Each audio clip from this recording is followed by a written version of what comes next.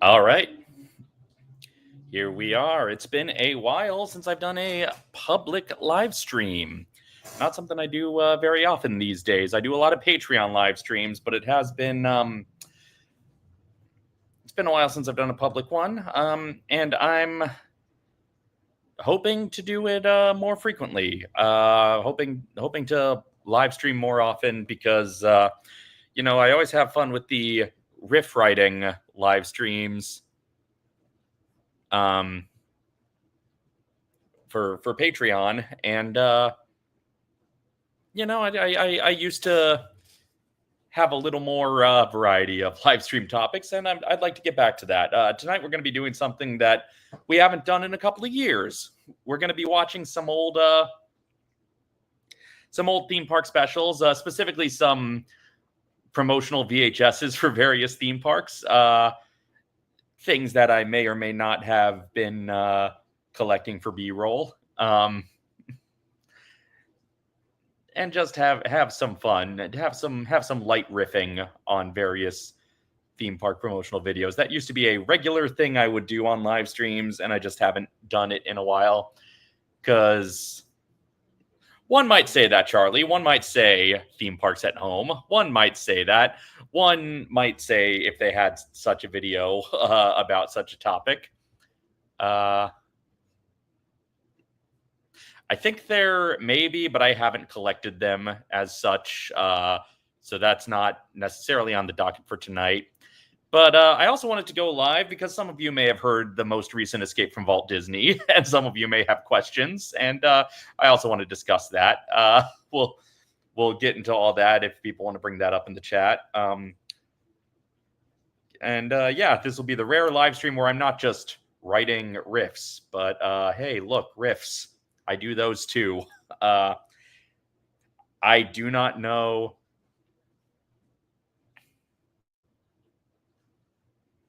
I will say, if you buy the DVD, I know international shipping has been slowed for obvious reasons. So I apologize for that. But the digital downloads are, available and seem to work. The digital downloads seem to work. Maybe what I'll do is I'll I'll offer the burnable disc image as a digital download for people who want the full DVD, but without having to deal with the shipping. But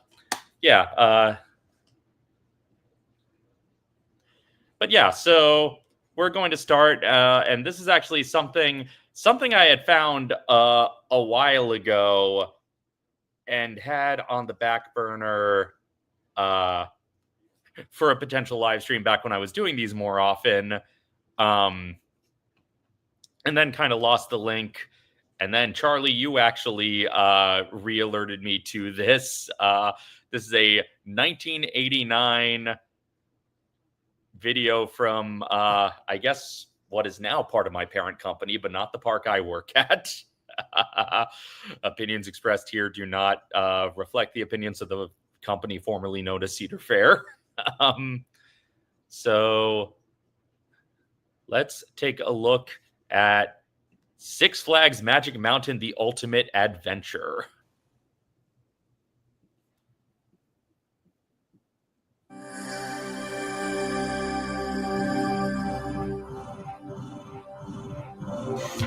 Love these beautiful VHS graphics. Nice. Shared nostalgia for Disney Zorro.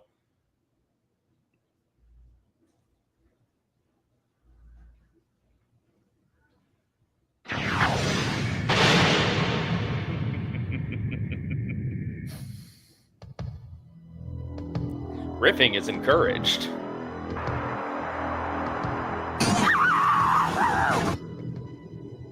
These things are all comparable. Extreme Sports and Riding Revolution. They are exactly the same experience.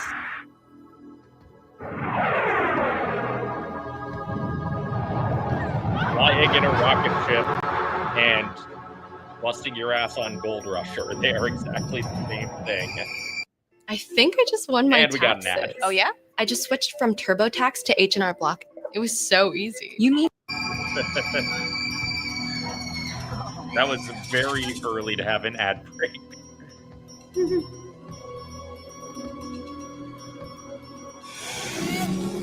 I do love this mood music with the strobe footage of roller coasters.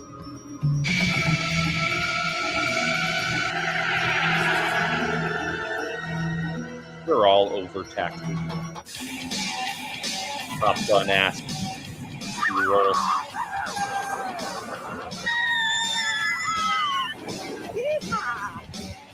Just that little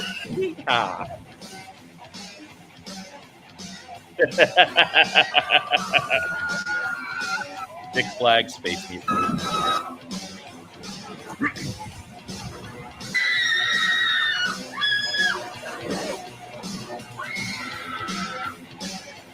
So, roller coasters, won't you?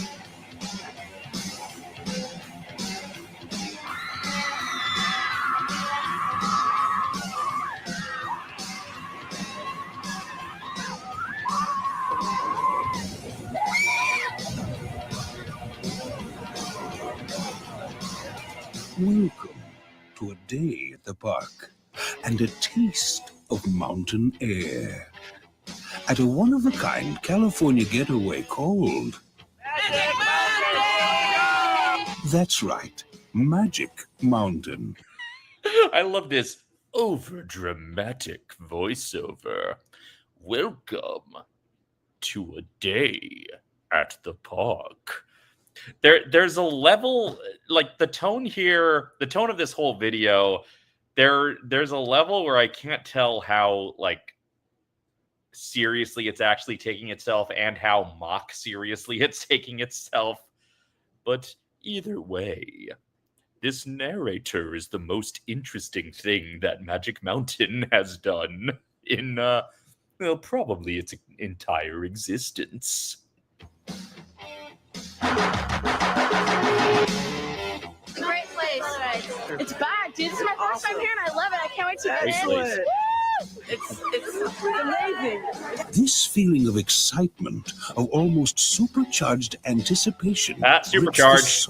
That's at a different park, except it's not anymore. They arrive. And then just these toddlers. The pursuit of pleasure is nothing new. People have been seeking thrill. Sorry, Magic Mountain used to have a parking tram, because now they just have that smelly ass bus.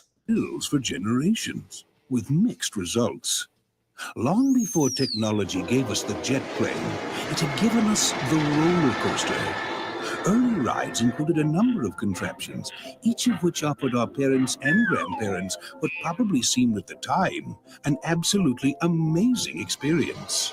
That, of course, was then, whereas this is now Magic Mountain style. They're literally pulling, these aren't your grandparents' roller coasters.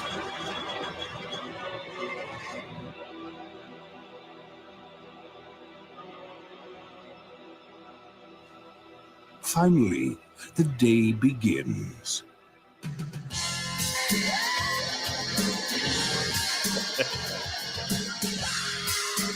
That's what she said?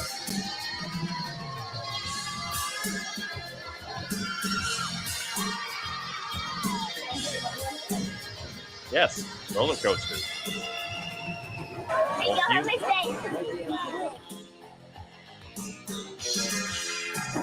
And also just kids kind of wandering.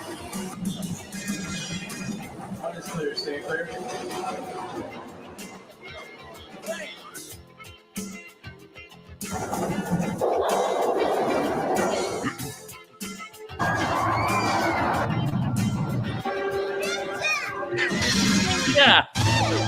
It's time to get to know this very special collection of delights firsthand.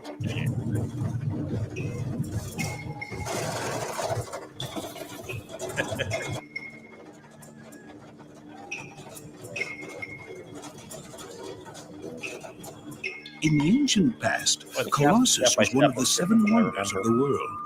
At Magic Mountain, Colossus has been reborn as one of the world's greatest roller coasters. One of the world's great. This is the largest dual-track wooden roller coaster in the world. Sprawled out over 10 acres, its highest peak is 125 feet. And it's the first coaster in existence with 2 different drops exceeding 100 feet each. Here, gravity exceeds more than 3 times the Earth's normal force, pushing you to a screaming high of 62 miles per hour. In an experience that lasts more than 3 minutes from start to finish.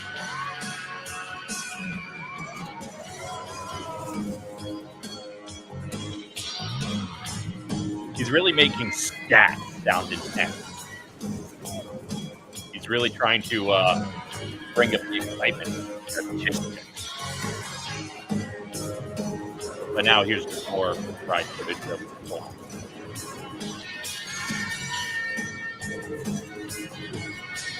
That Colossus doesn't look really twisted enough.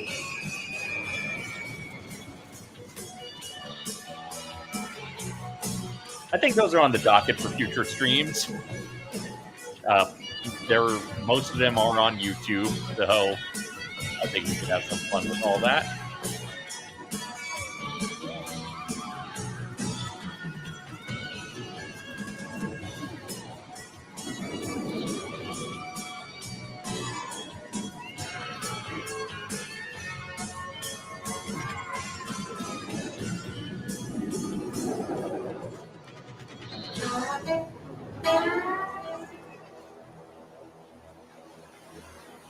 And where else but on a magic mountain could you hope to find white water in Southern California?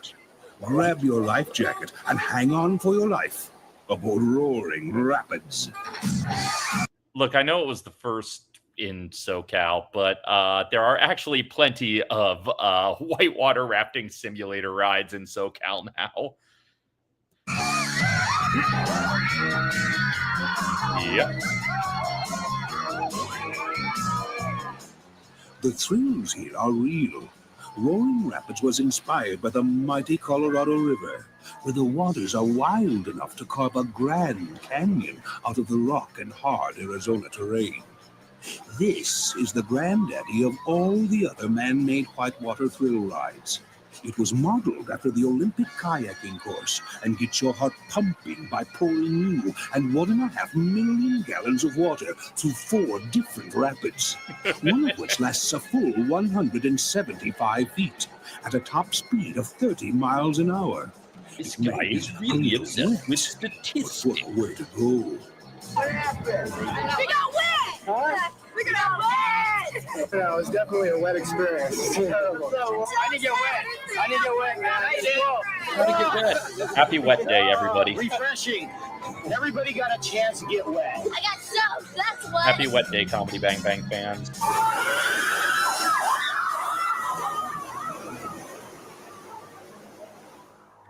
Also, like, those voiceover from people who In the like, wild world of nature, the you're seeing. condor is a winged hunter.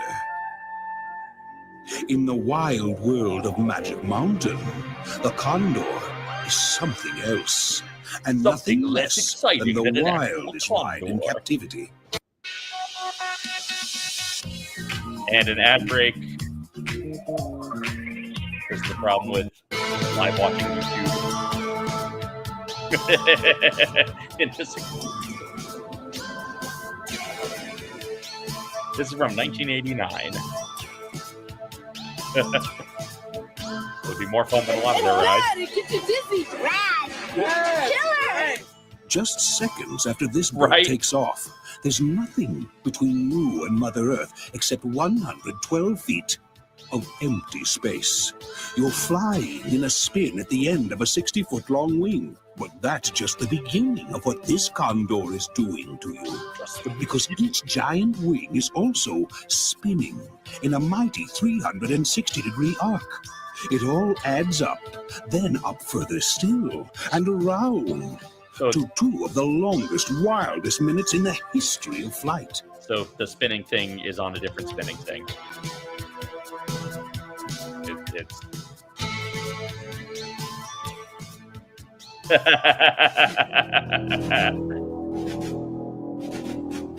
he helped the mad scientist unlock the door to let Lois in. I'm sorry, hold on a second.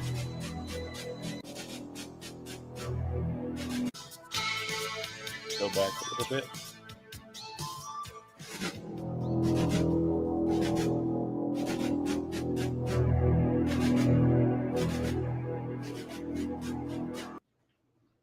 Is this not just my brother in the present day? My brother who was born in 1989. Is this not him now?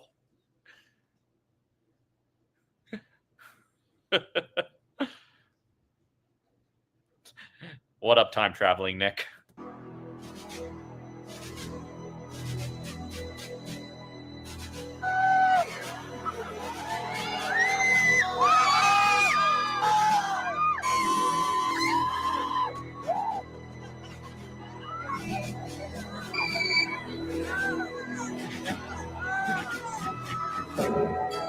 Then there's Seaforce, designed with the unlicensed pilot in mind. It's a plane ride that takes you where no 747 would This is what dare. scrambled Artie's brain. Higher and higher, all the way up to 180 degrees upside down. So it's a carnival thing. Z-Force adds a revolutionary twist to getting around. Getting round. But when it comes to revolutionary rides, Ninja wins, hands up. You literally have a ride called Revolution. Why were you using that transition for fucking Ninja? Why was that? Good.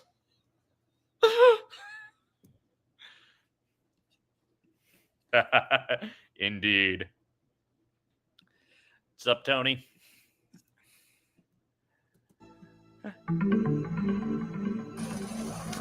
After all, it's a roller coaster without a track to roll on. It has a track. I see the track right there. I don't think you know what without a track means. Instead, on Ninja, riders rip around in suspended animation, in hanging trains suspended beneath more than half a mile of twisting, turning, It's a overhead track to track. roll under. I see. Once aboard, you can see where Ninja gets its name and its reputation as the black belt of roller coasters. Who says it has that reputation? Who says it's a black belt?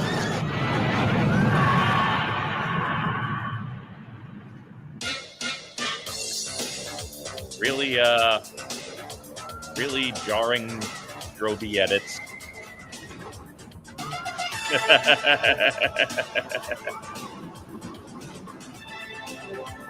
Ninja does still exist, last I checked. Ninja is one of the handful we've seen, one of the few we've seen so far that does still exist.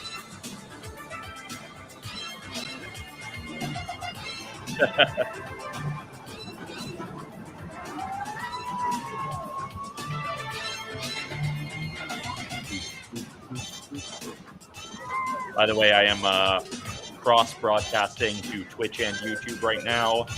I think in the future, I'm going to be focusing more on Twitch for streaming, but in order to help with the transition, I am But cross-streaming. if you both came platforms. here to really soak up the fun, Hey, speaking of then the you step-by-step want intro, Tidal Wave.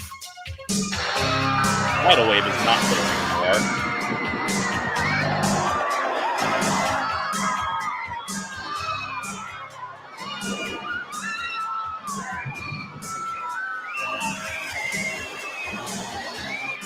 Tidal Wave has been replaced with part of the Wonder Woman track and also the Saw Fright Fest maze.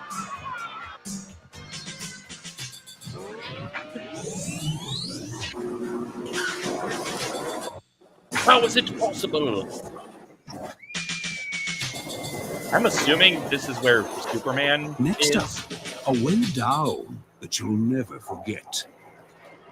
because it looks similar to Superman, kind of, but or where Lex Luthor is.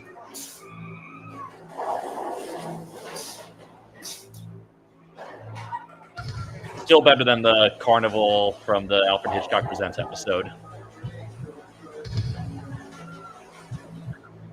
Look at all these very 80s faces.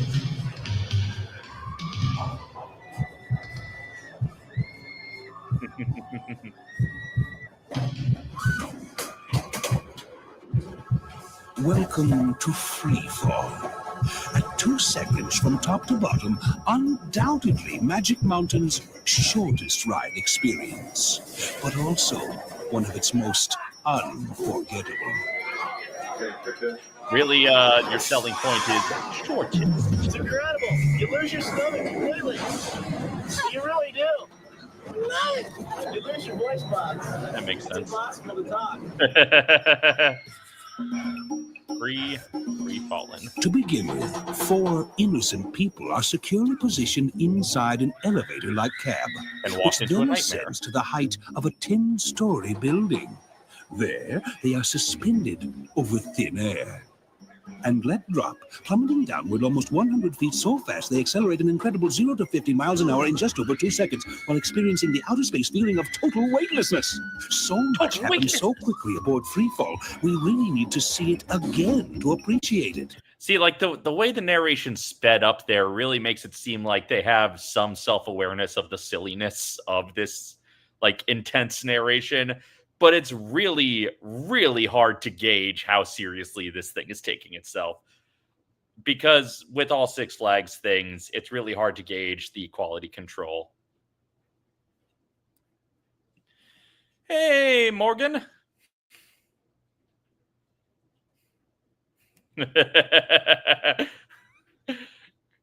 Tony H, the budget Tony J. In slow motion. No motion.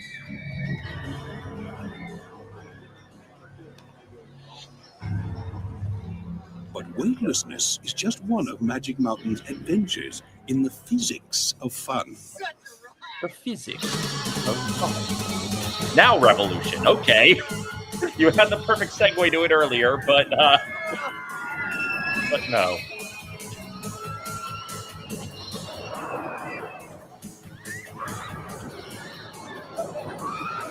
Again, really stroby video.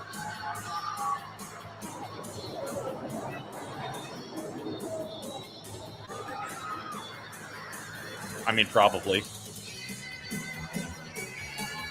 Yeah.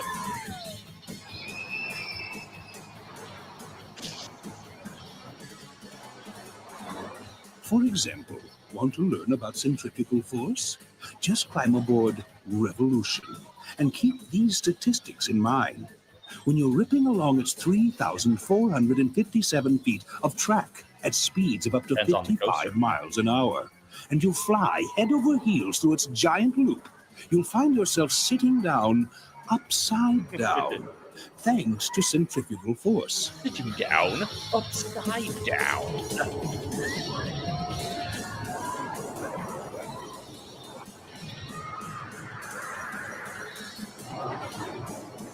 That's amazing.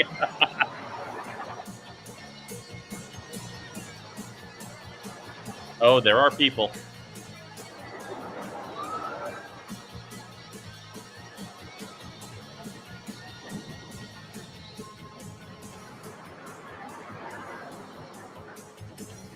I don't get it. Where's the uncomfortable VR headsets that they totally give up on within a year? The same force that keeps you up against the wall in spin out, on the edge of your There's seat some in back over reactor, hanging on for dear life aboard Scrambler, and Scrambler's having a still far there. out time in Swashbuckler. Swashbuckler's still there. Small handful of these things are still at If you're more into gravity than levity, then climb into one of Magic Mountain's fleet of coasters. Take Gold Rusher if you dare. When you Gold hit Rusher bottom was your on one of first these coaster. dips, you weigh lots more than when you got on. It's not all those goodies you've been gobbling lately. I'm sorry, hold on. If you dare. When you hit bottom on one of these dips, you weigh lots more than when you got on. It's not all those goodies you've been gobbling lately, but how gravity gets raised by the speed and spills of life aboard a coaster.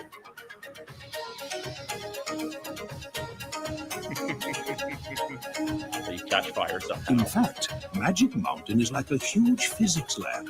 Fun, yes, but very scientific. Very scientific. Think of it this way. All the elements of mechanical physics are here. Weight, mass, density, friction, gravity, inertia, potential energy, kinetic energy, velocity, acceleration, resistance, and centrifugal force. Again, it's like And they're speaking trying of to have physics, fun with it, but it's hard to tell how much fun. remember him? Well, tell yourself that you're going to get a first-hand grip on Isaac Newton's 3 basic laws of physics and head for Magic Mountain. I mean, same. Then, as you zip around, just keep repeating the following. According to Newton's first law, there can be no change in a physical object without a force acting upon it, which is the law that revealed the existence of gravity. Sorry. Okay, we're supposed to repeat all these words every time. So what you're saying is he sounds like the 2 most recent voices of the Magic Mirror, not counting Patrick Page, I guess. The 2 most recent voices of the animated Magic Mirror. It took me a long time to be comfortable with coasters that go upside down.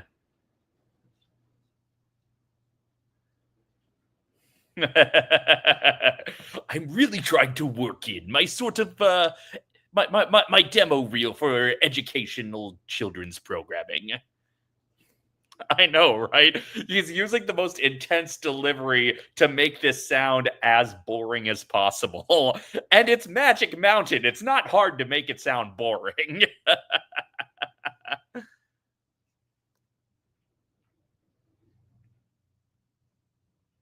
Oh, there are some that bump your head in ways that I'm not scared of anymore, but I just don't like.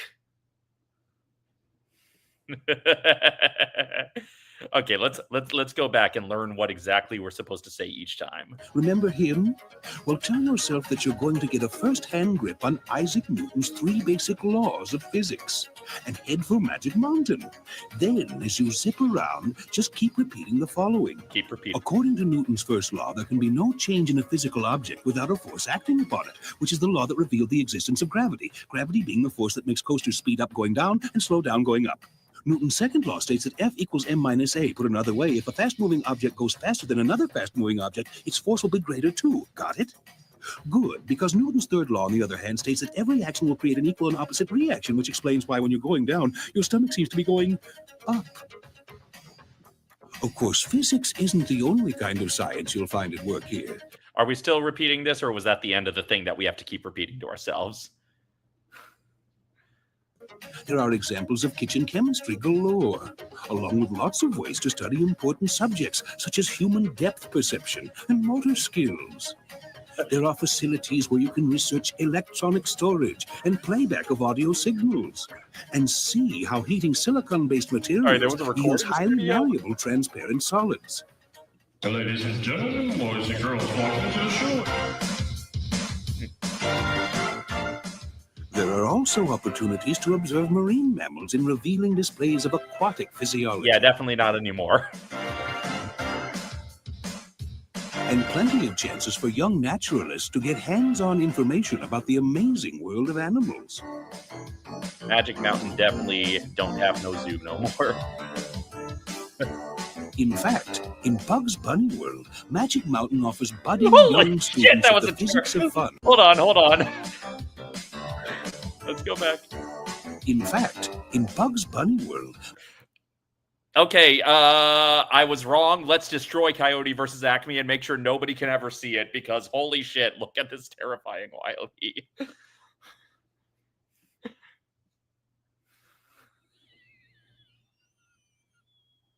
Good Lord. Good Lord. Yeah.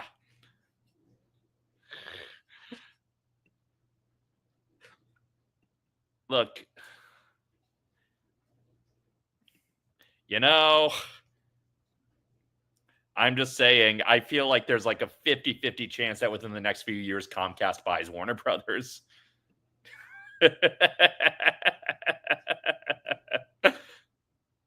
I know, right? So, like Sylvester looks fine, you know? Sylvester looks okay.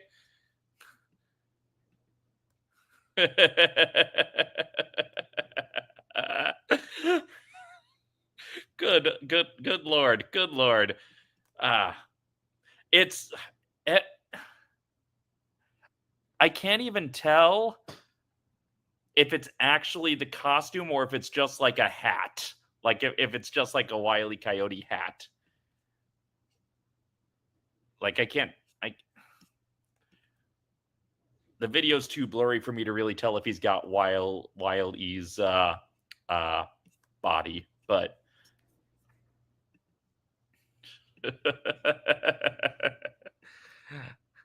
all right, gang.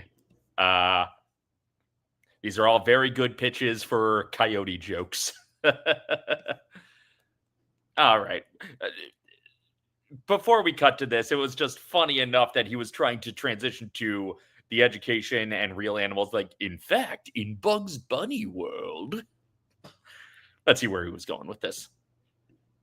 Magic Mountain offers budding young students of the physics of fun a whole lab full of exotic equipment on which they can hone their skills of observation and experimentation. Sure. Including the Wile E. Coyote coaster, where Magic Mountain's top guns of the future master the art of roller coastering.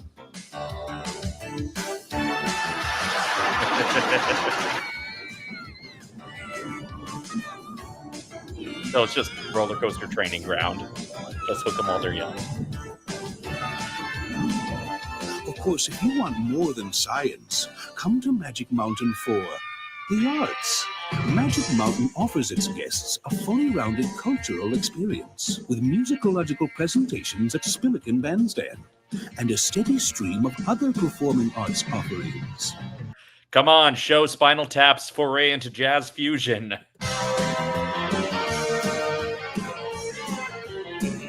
Got the picture?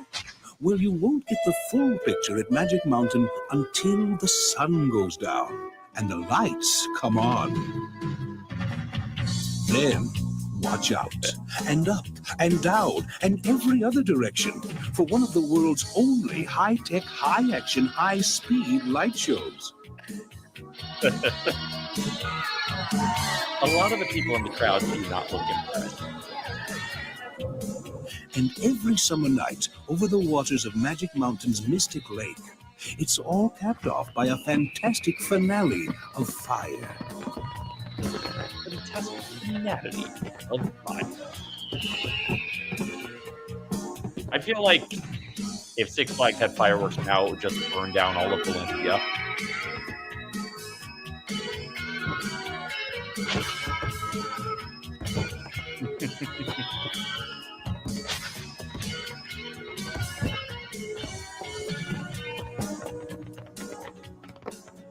Somehow, you've survived all the dips and drops, tips and Okay, thrills, Daffy doesn't look good, but he looks frights better and than Wile E. delights. Of course, the true test isn't surviving what Magic Mountain has to offer, but surviving the wait until you can come back for more. For more.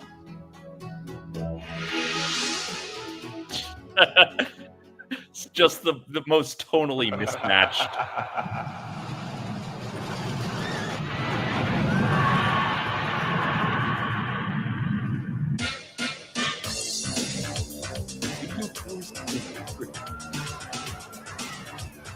A. Eric Jones. Well, which one?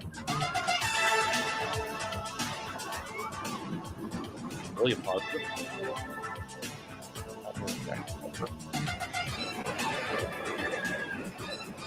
Greg Burstyn. I feel like I recognize that name as a voice actor.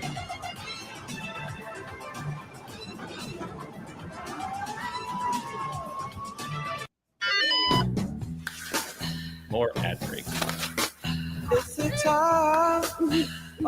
So Greg Burson was a Looney Tunes substitute voice actor at one point.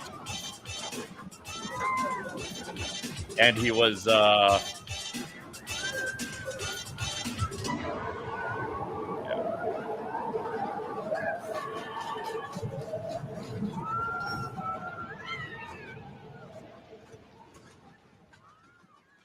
He took over a lot of Daws Butler's characters. He was booked in Casablanca. And yeah, he was in where he gave a completely different tonal promotion, a completely different tonal read on a park.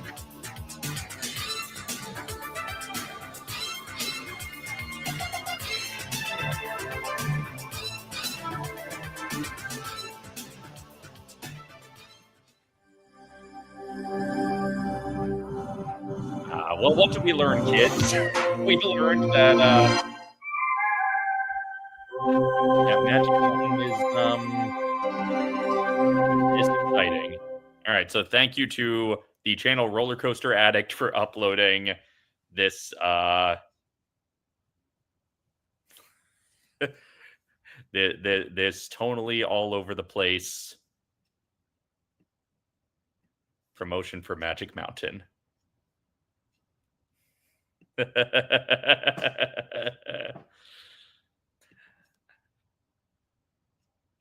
Let us move on. Glastonbury.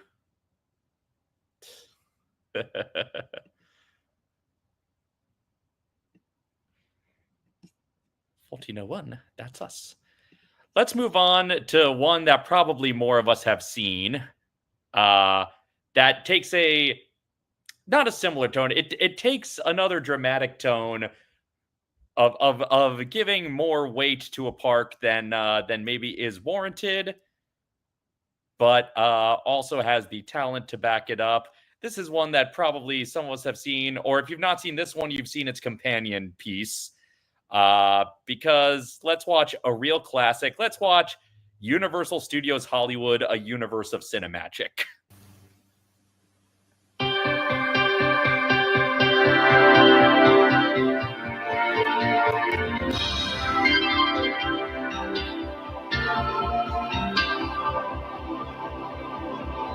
Panoramic international production, everyone. So yes, they made one of these for Universal Hollywood and one for Universal Orlando. All they are is light and sound, flickering images, music on the wind. And yet their power is infinite. They endure as timelessly as inspiration itself, thrilling us, charming us, making us laugh and cry and sing along. They are lighter than air and stronger than steel. They are part of who we are and who we will become. Again, similarly dramatic, intense solemnity, but just talking about the art of cinema in general. They are milestones. They are magic. They are the movies.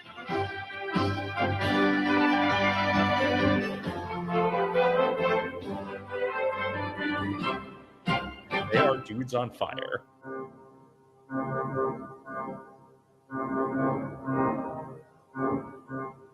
Motion pictures have a unique power. They bring us to new places in the world and new places within ourselves. Like, some of the stuff Forsyth says in this is like just a little bit off of Heartbreak Feels Good in a place like this. Journeys of adventure, terror, and delight. For as long as we live, we will treasure the movies. And for as long as the movies have lived, Universal Studios have been making movies to treasure. More than 65 years have passed, but a presence still lingers on this movie set. The menacing existence of a phantom roaming the elaborate catacombs and dungeons below. This set, an exact replica of the Paris Opera, was the scene of Universal's most exciting production during the silent era. Anyway, let's bulldoze it for Mario. Opera. The 1925 release was one of the greatest of all horror films. Its star, Lon Chaney, the man of 1,000 faces, shattered audiences with his most grotesque face yet. Cadaveric, the phantom of the title. I'm John Forsyth. Join me as we celebrate Universal Studios with a look at all the milestones, all the memories, and all we can look forward to in the years to come. So is this the From mission this he's giving to the universe angels? of Cinemagic.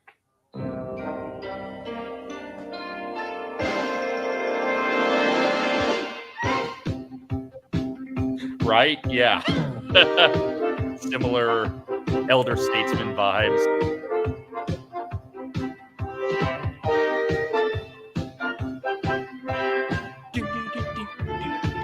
Hello, Jimmy Stewart. Hello, Alfred Hitchcock.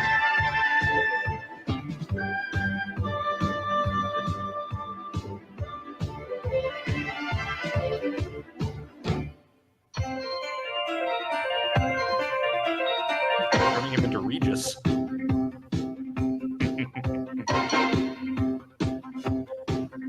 Hello, Mr. Juice.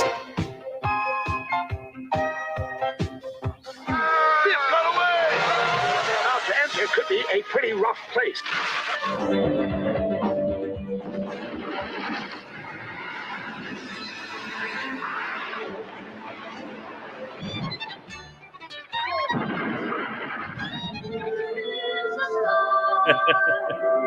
Little giant Tom DeLuise.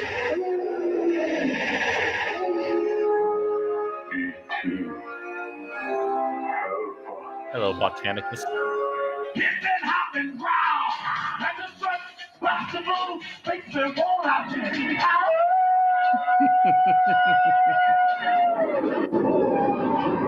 Yep. Hey, that's still there. Yes, yes, it does.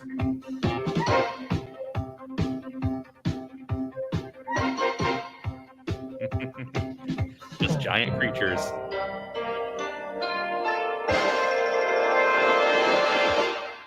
A movie studio is a world of illusions. The characters are actors wearing makeup and costumes, and the exotic locations are often just facades. In Airport 1975, the mid-air collision of a private plane and a jumbo 747 jet and the tribulations of its passengers filled movie audiences with heart-stopping suspense. Heart-stopping suspense. What the audience couldn't see was that this airplane was anchored firmly on the ground.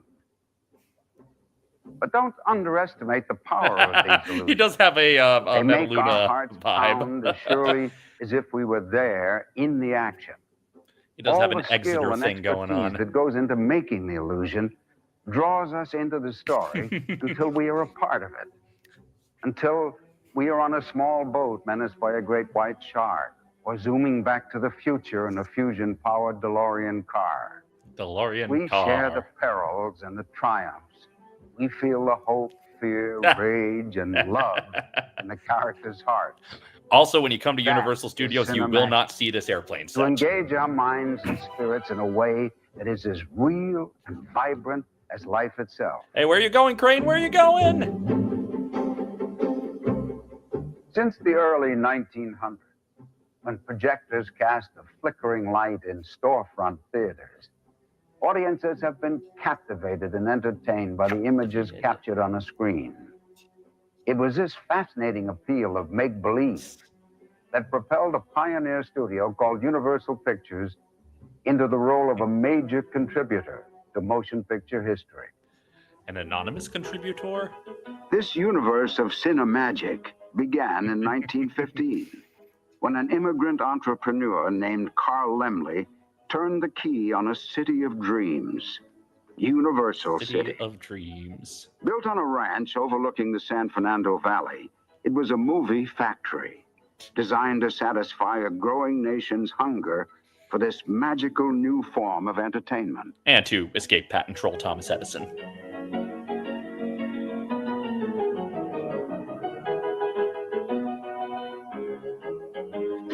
California was a perfect home for the young industry. The climate was warm, and the landscape offered deserts, forests, and mountains, all within a few miles. Then, as now, the public was invited to come in and see how the magic was made. That first year, You'd think. Universal produced 250 silent movies. Okay, now is he That's on a right, crane or is he sitting in front of a green screen? 250, from westerns to war pictures. They were set in the American frontier, the streets of Europe, the sands of the Sahara. And all were made right here in the Yeah, place no flying Carl Laemmle Hitchcock, but we got called flying the Forsyth. wonder city of the world. Now here at 6 Points, Universal could film 6 movies with 6 crowds cheering them on, all at the same time. And just by moving the position of the camera, the scene was changed to another street in another town in the Wild West. And for 25 cents, the price of admission, visitors were given a box lunch and a ticket. Do you struggle to get your writing just right? I know that feeling. Not That's in why I any way partnered that you're going to with help me with. Grammarly. Go away, ads. Elder statesman flying through Universal Hollywood.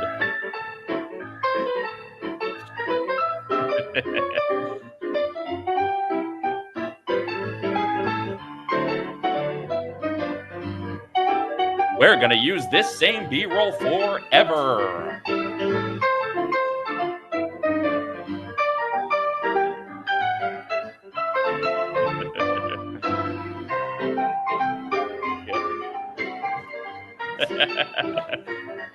The 23 is skidooing all over the place.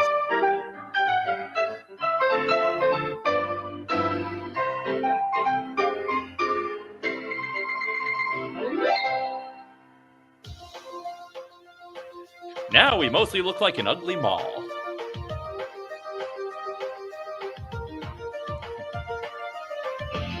Hey Pat, long time no see.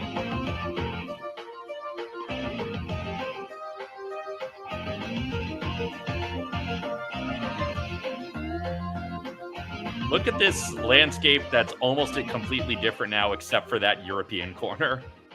In 1915, that golden year when Carl Laemmle opened Universal City to the public, he vowed to make movies to make the people laugh or cry or sit on the edge of their chairs the world over. Today, Universal Studios is sharing its special magic with more people than ever. Because we haven't invented the DVD to feature the place yet. where the Hollywood blockbuster was born. And 4 generations of Cinemagic is just the beginning. I believe it's This is already the gateway Waterworld to a at this special point. world where space and time, the ancient past and the distant future are all working tools for modern magicians. Over 5 million people a year come to this universe of unlimited imagination. True to its heritage, it's still a working studio, That'd be fun.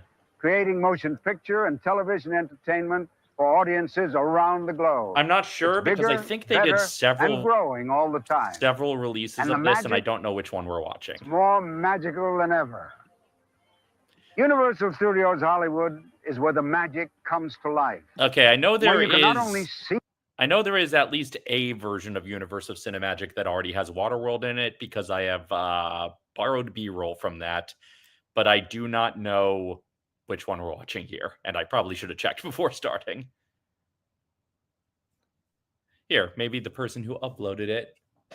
This is the 1992 version. Okay, that answers that question. Also, really getting real thirsty ads on the side here, and also my own videos recommended to me.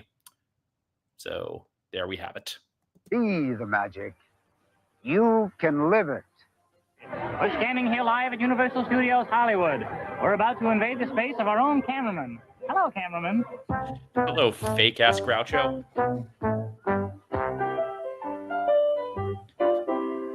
Fake-ass W.C. Fields. Still better than the fake W.C. Fields in The Rocketeer. I'll take him down. There, hold on a second. Where you from, James? I can't tell for sure, but there is a chance.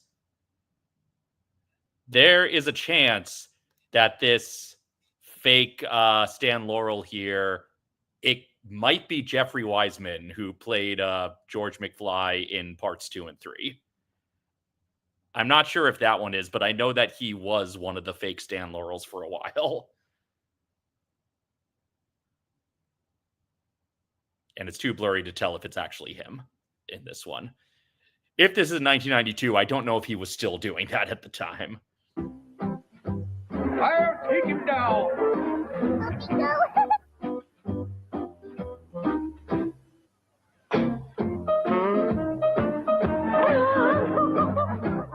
Big Chaplin.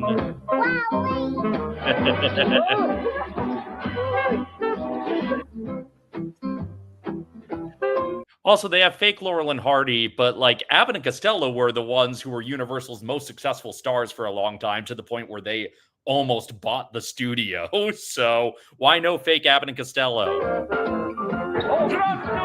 I may be here for hours cleaning this up. You boys may want to take a break now. Heavy eyeshadow on fake Charlie Chaplin. Yes, this used to be a family park before she showed up here today. Do you know that? Yeah. There we are. Just in decent mode.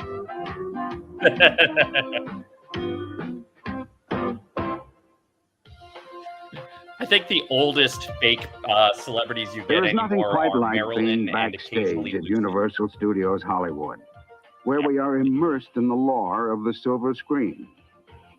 I think so.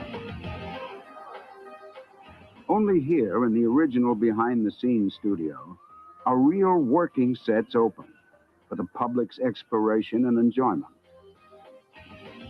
Real working sets open for you to sort of drive past. At every turn, on every street, memories are awakened. And we relive moments from our favorite television shows and movies. I can't remember the last time I saw a fake show at Universal. True, it's just a tall, thin guy and a short, fat guy. And was Westerns mostly are the about favorite of horses. movie fans right from the very beginning. And much of this area was open ranch land with real cowboys who lived and worked here. Carl Laemmle hired many of them as extras on his frontier sagas with straight arrow heroes such as Hoot Gibson, Tom Mix, Harry Carey. One of his first directors was the great John Ford, the master of the Western. Visitors sat in wooden bleachers to watch the movies being made, and they cheered the heroes and booed the villains and caught their collective breath during the most perilous scenes. Today, Universal Studios Hollywood continues the tradition of spectacular Charlie will live pay action for shows. the crimes he did Wild, against his Wild, angels. Wild West stunt show highlights some of the most memorable stunts performed in the history of Western movies. Hollywood's most skilled stuntmen and stuntwomen and horses perform more than 100 feats here. From breaking bottles to knockdown, drag-out brawls, the town is literally booming when the show comes to an explosive finish. He mostly just sounds like he's, reminiscing about how much better things were back in his day.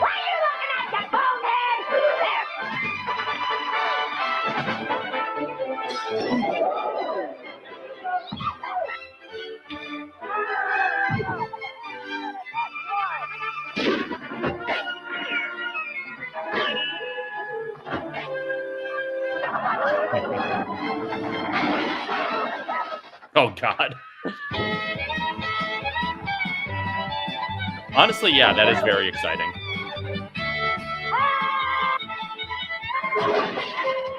I mean, it's not an official Buster Keaton stunt show, but they steal a lot of Buster Keaton gags for all the Western stunt shows.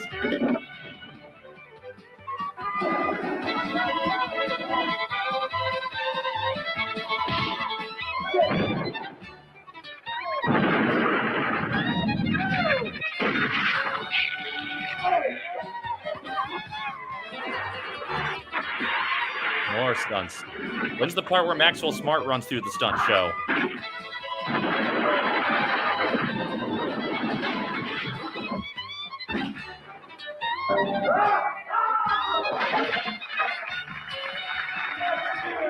At last, a little peace and quiet.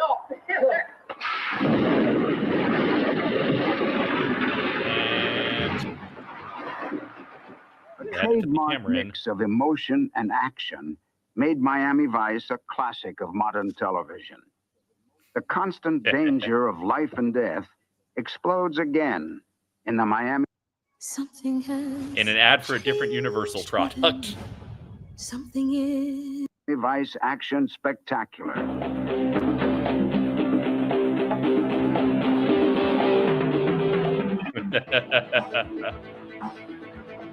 when we get to the Psycho House, it won't have enough Don Knotts as the Ghost of Mr. Chicken. Hold on a second.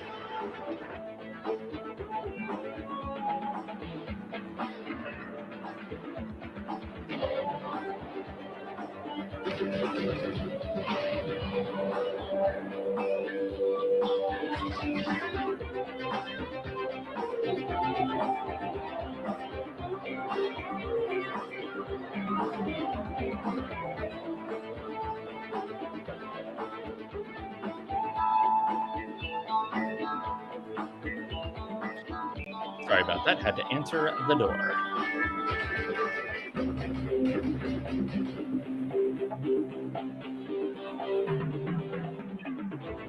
So yeah, this version, it's still Miami Vice, but they definitely did a re-release of the same video after Waterworld was put in. What's up, Brian?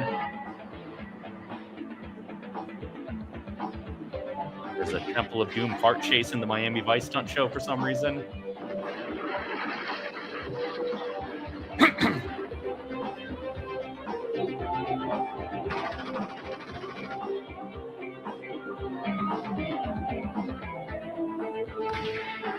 Uni Hollywood, we still have Waterworld. Is that it for shows? Because they got rid of animal actors and they got rid of special effects.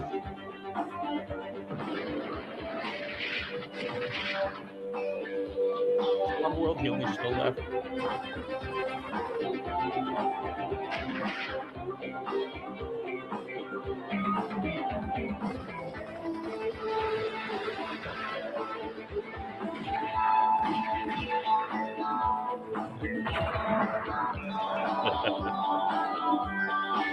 Yeah, I guess cramp stops are what that's for shows anymore. Nice work, guys. The fast-paced live-action extravaganza that thrills audiences today began with the construction of a Caribbean island in a 750,000-gallon lagoon. But the emphasis of this $5 million attraction is on action and a high-tech world of special effects. That's a good question. What'll be the first thing to close at Epic Universe?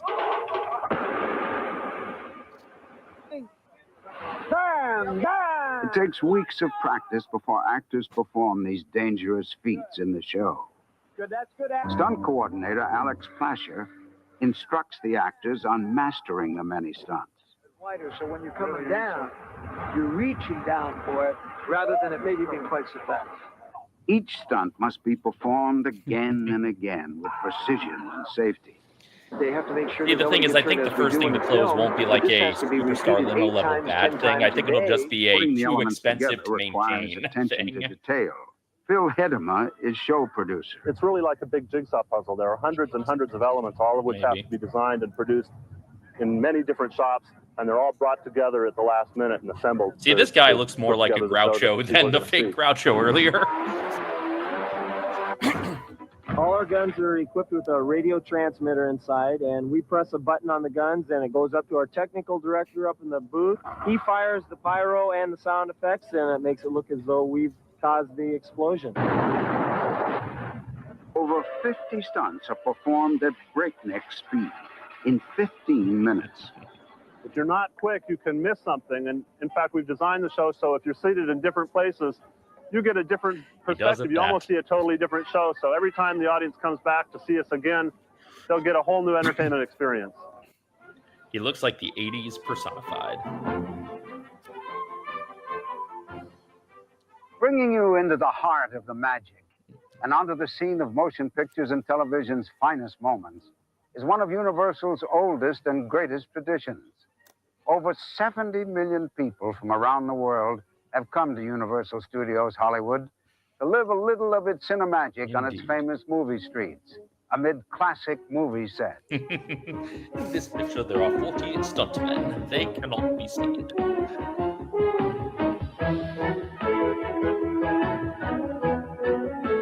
Backlot is the part that's changed the least, I guess, of the landscape.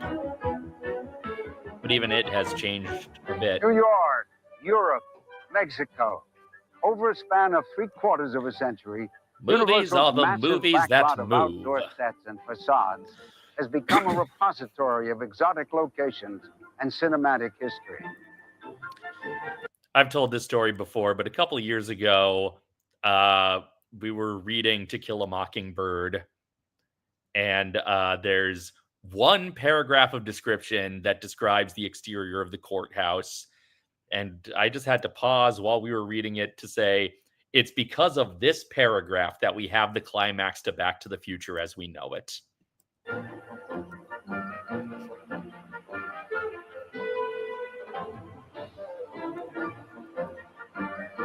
No, because they want it to be preserved exactly as it was. Hello, Great Outdoors House. Colonial Street is a neighborhood in our town, USA. Now it's Wisteria Not Lane. too far from Colonial Street is a taste of old New York. New York.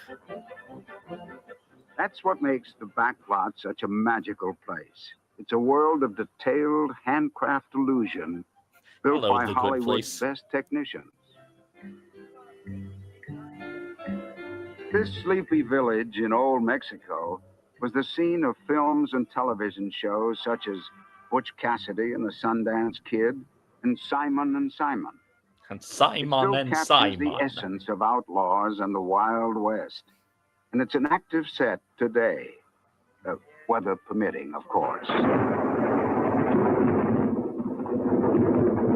Ladies and gentlemen, Old Mexico just ahead. There's a 50-50 chance of rain today. Not too much to worry about. Show the Ladies clip and of Paul you hear Giamatti. that? Watch your cameras off to the right side there. It's called flash flood. They did, but they didn't know that back then.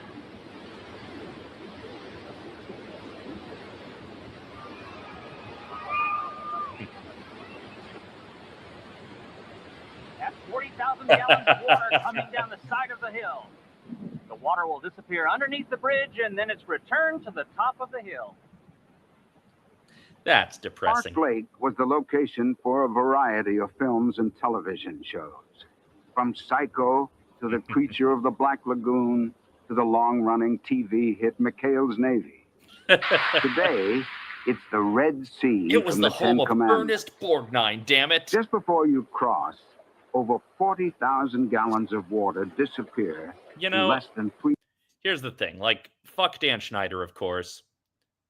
But I've seen all three movies that prominently use the Backlot tour. The Nude Bomb, the first Get Smart movie, The Wizard, of course, and Big Fat Liar. And of all three of them, Big Fat Liar is not good, but it's better than the other two. The trams are drowning. 3 minutes. How?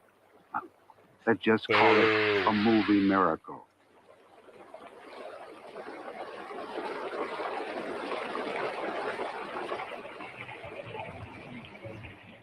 Hey, the bridge that you now can only see.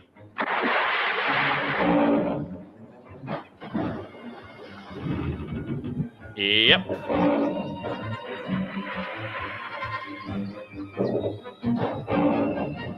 Well, yeah, I mean feature films that prominently use the Eventually, everything will be fixed on this bridge. Will you hold on, ladies and gentlemen? Please try to stay calm.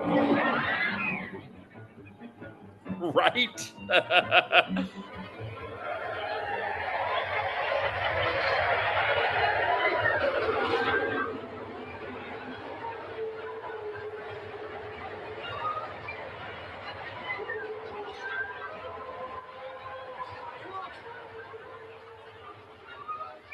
I mean, y'all are welcome to. The Universal back lot Yes, they is brought a that busy bridge back place. between comms. Workers maintain or change present facades, or construct yet another for a new production. Look, another condor.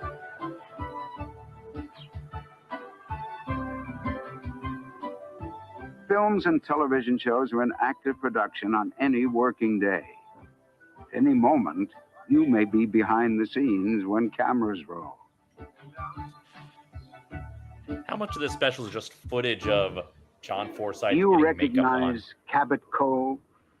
It's the deceptively peaceful little town Angela Lansbury calls home Not in soon Murder, enough. She Wrote, one of television's all-time favorite mystery series. Hey, you, Mr. Fisherman, you shouldn't be fishing in those waters there. Yeah, there's been shark attacks there. Yeah, hey, you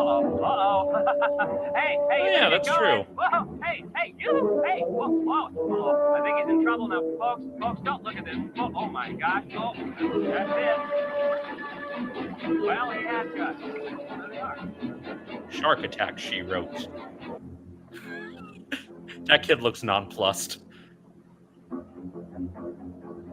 This tranquil town has yet another famous resident, the menacing great white shark from Jaws, saying From Jaws. only he knows how.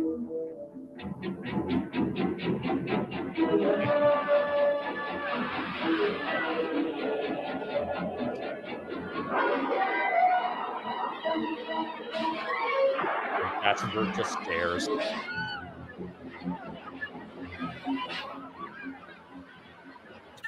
Thumbs up from that guy. Universal has made romances, W.C. comedies, Fields, melodramas, the real and cliffhangers by the hundreds. People today seek the same things as ever from motion pictures: suspense, thrills, romance, tears, and perhaps most of all, laughter. Licensing from CBS.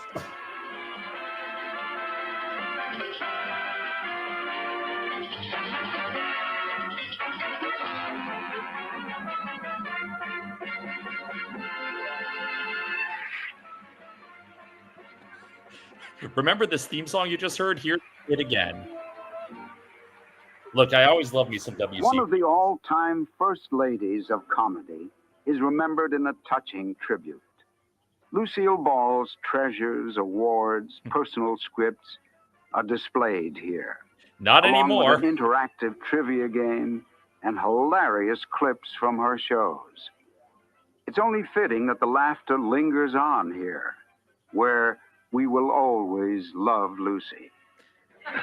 Yeah, I'm in trouble with that. Here, let me help. And here's a clip from a public domain Lucy show episode.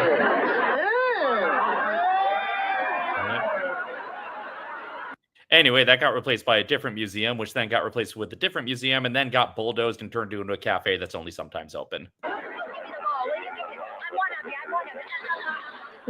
Also, yeah, let's show a clip from a Lucy Show episode filmed at a completely different amusement park that doesn't exist anymore. I think I told you this already, but I have seen the Babalu Music VHS at a different theme park, namely in the Mystery Lodge break room at Knott's Berry Farm. There's a bunch of Knott's employees have left VHSs backstage at Knott's, and one of them is Babalu Music. The Animal Actors stage is a fur and feather extravaganza, where the stars are famous animals from movies and TV. These actors may work for peanuts, but they don't let anyone forget that they are the stars and that the people are the supporting cast. Right. Anyway, these animals don't do their show anymore. I don't think I Love Lucy was ever colorized in full, but the second Lucy show that she did in the 60s had some coming up in a new movie. Everybody knows what a dramatic actor he is. He's got to crawl into the burning building. There's a lot of smoke. He's got to get down real low. Too much smoke. Eventually, he passes out from smoke inhalation. It really is sad. smoke. The fireman rushes in to save Benji, and oh no, Benji's dead. with his eyes open. Fireman takes him outside, lays him down on the sidewalk. He gets some oxygen, he jumps up, and he rushes back into the building. Lost Dana Carvey character, everyone. Benji, you jump up and you rush.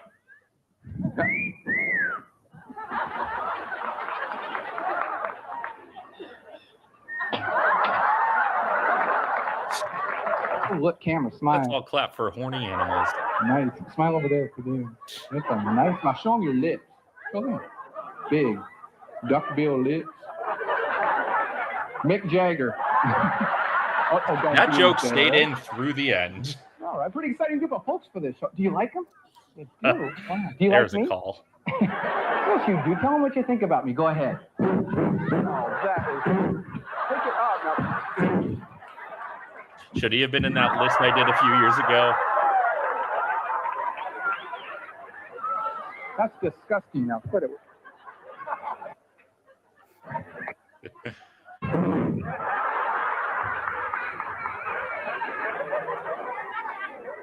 Come on, quit it. We're doing a show now.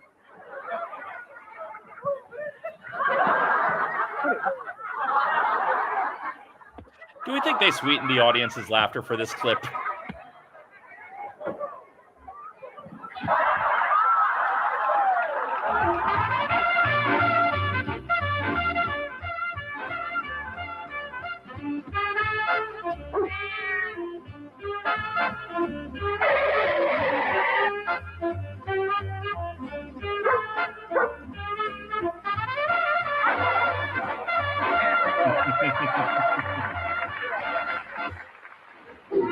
Marin starts interviewing all these animals, asking them who their guys are.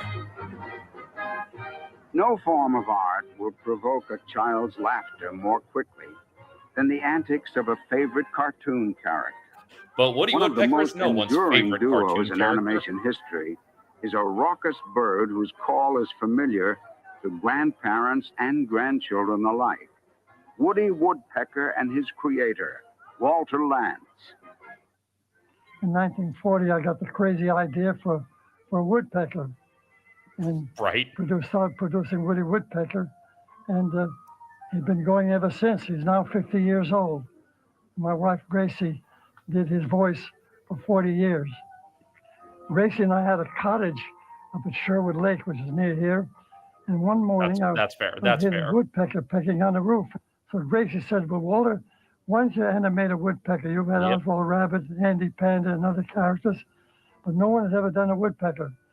So I thought I'd try it out, and I produced a picture with him and sent it back to Universal, and they said, "Well, Walter, you're out of your mind. Woodpecker will never go." I said, "Well, let's try it out." Look, he's not getting good residuals for the cartoon, so they're putting him in the suit. And the first Woody Woodpecker was in the picture with Andy Panda, and the picture was a smash. It got a lot of laughs, and Universal realized that they had something different and something new, and asked me if I would produce a series of Woody Woodpeckers, which I did. I don't dislike Woody Woodpecker. He's just not my favorite. Still and I did not see that movie. Fievel's Playland is a mouse-sized amusement park, but it's just right for human-sized in this kids. theme park? And they are more than welcome to join Fievel and his friends in Tin Can Alley. With the Moulin Rouge windmill in the background. They came from many lands with hope in their hearts for a brighter tomorrow. Fievel and Company take to the stage in the American Tail Show, based on one of the most popular animated films ever made. It's a musical gala celebrating the Moskowitz family's arrival in a new world of freedom, America. A new world of freedom, America. It's a period piece. We won't have to worry about cats again.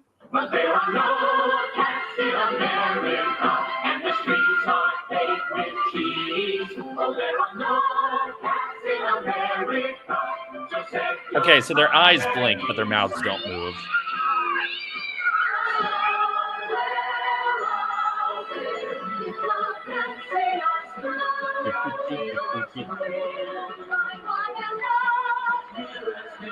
Troy and Abed sound different than I remember.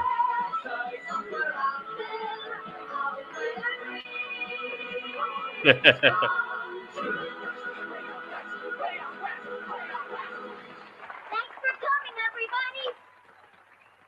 Now we're frosted talking. fantasies of Frostbite Falls have a new home right here. Graumoose Chinese Theater. Rocky, Bullwinkle, Boris, and Natasha, and all their friends are the stars. Here's something I hope you'll really like.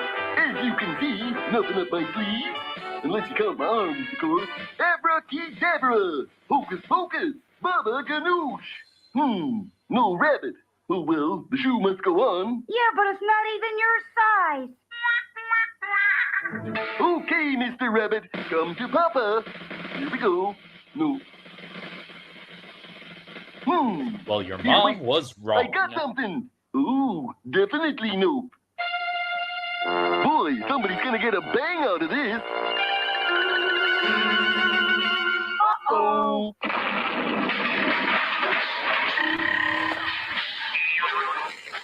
Oh, be sure to join us next time for Aggregate Aggravation, or Someday My Prince Will Come.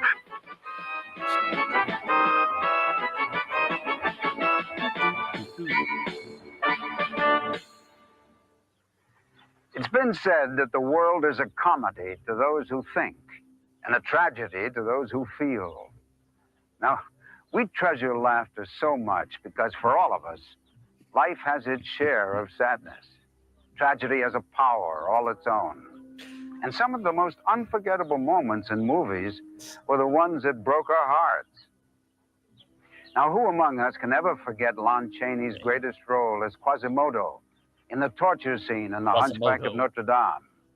Or Kirk Douglas's crucifixion at the close of Spartacus?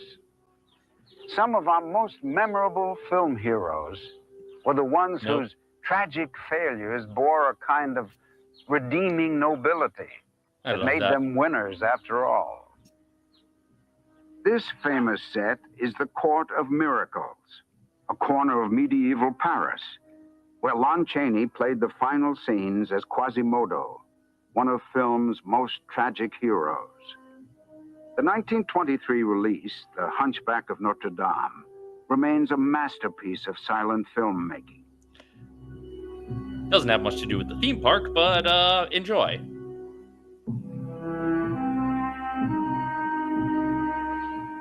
And here in Spartacus Square, our imaginations travel across the centuries to Imperial Rome. It was not, but it was similar animation style, so it was often packaged with them in syndication. Those who are about to die salute you. This is the only story of Kubrick a we're getting. gladiator and slave who struggled for freedom against oppression is one that transcends the ages.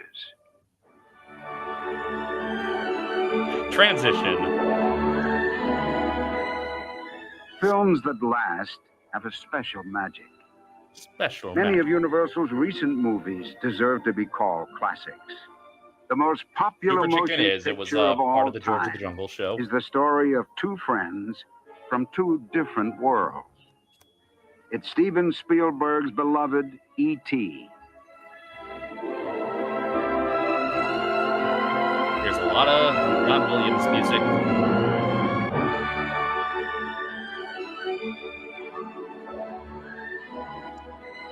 Famous Studios, makers of the lesser Superman cartoons.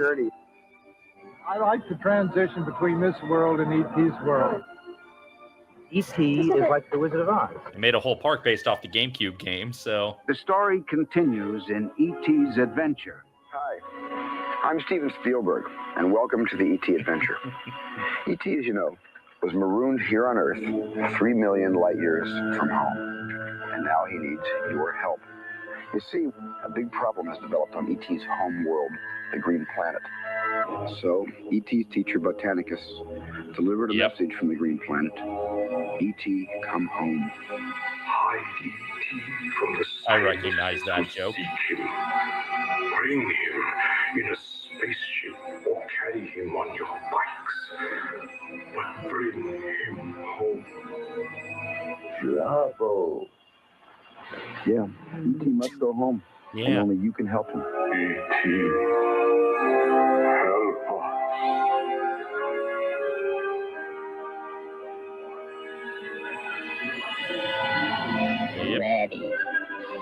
Ready?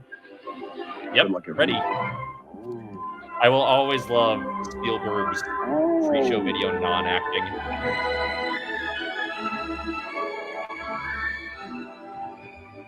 They're getting away. Unit 3, cut them off. Unit 3, cut them off.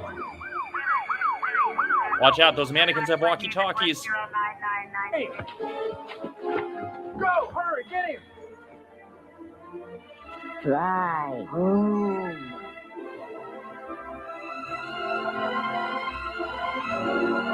Oh, definitely.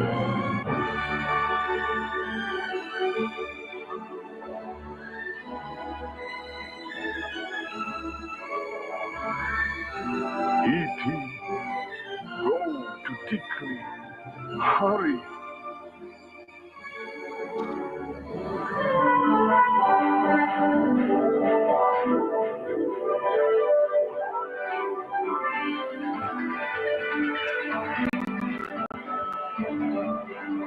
Look, AJ got everything from Steven, and that includes the Steven bonus features.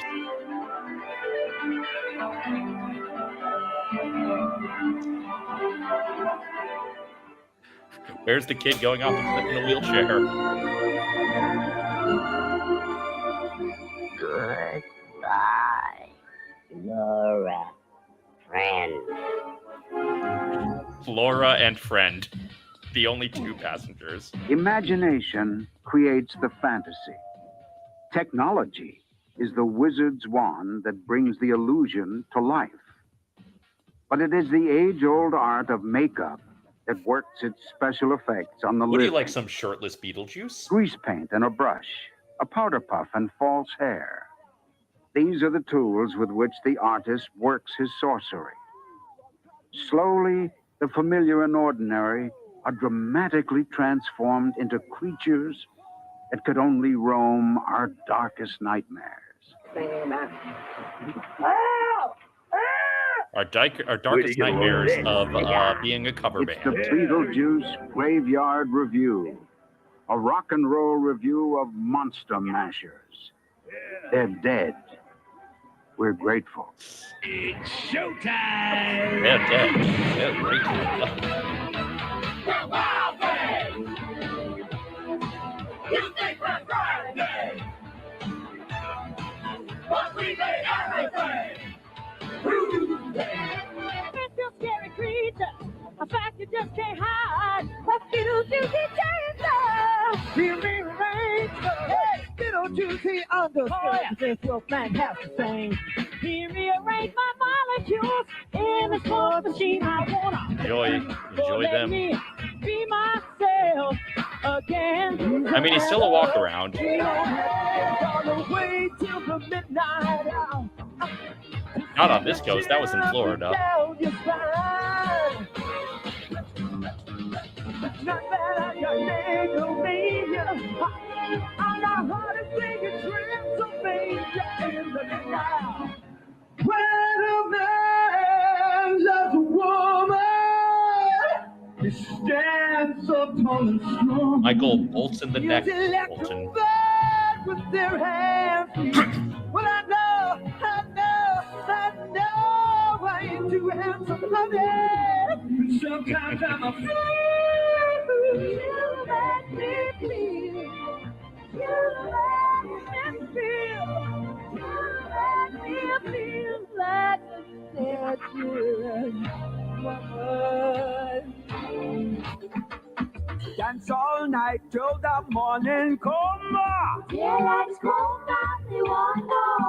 Wait, you're actually using a song that's in Beetlejuice? That's not allowed.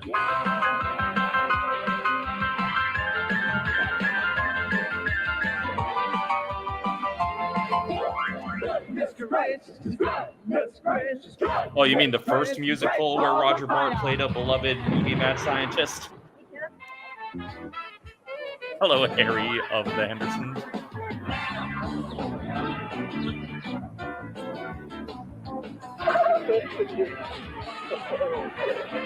Mom! Yeah. Shut up.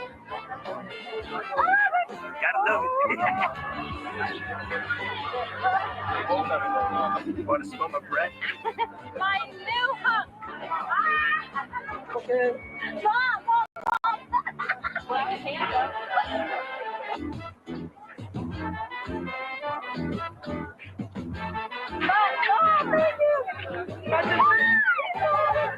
Get out of here.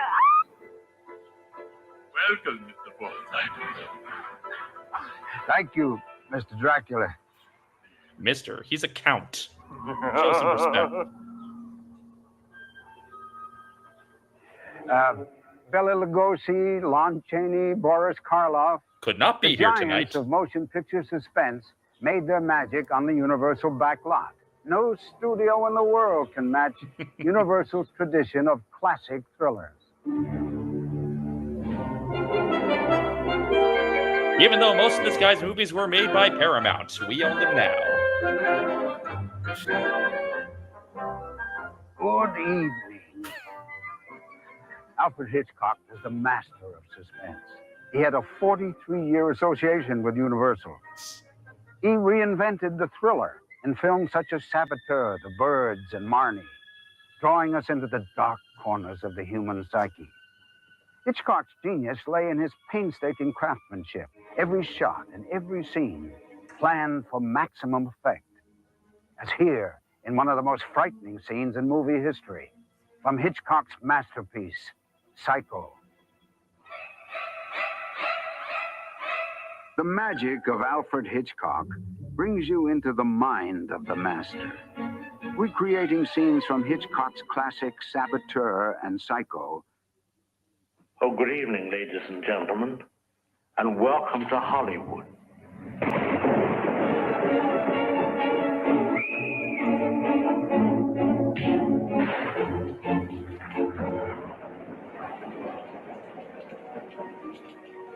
Gee, sorry I didn't hear you in all this rain. I know, right? Alfred Hitchcock's Psycho. The story of a young man and his mother. Hello, Anthony Perkins. Boo. Alfred Hitchcock was a genius at using camera angles to build terror and suspense. Every shot was carefully storyboarded, just like this. So by plotting out a sequence of images, he was able to imply the violence in the scene. That infamous Psycho shower scene is one of the most frightening in motion picture history, but you never once see the knife touch Janet Leigh's skin. And with that delightful bit of Americana, we reluctantly drop our curtain. No other studio opens its doors to the public on such a scale.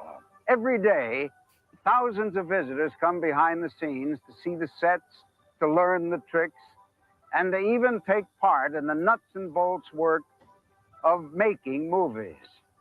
Now, there are three wonders in special effects sequences. The first is that these grand illusions look so real on the screen, although we know that they are. These grand illusions. We willingly suspend our disbelief so that the fantasy may work its effect on us.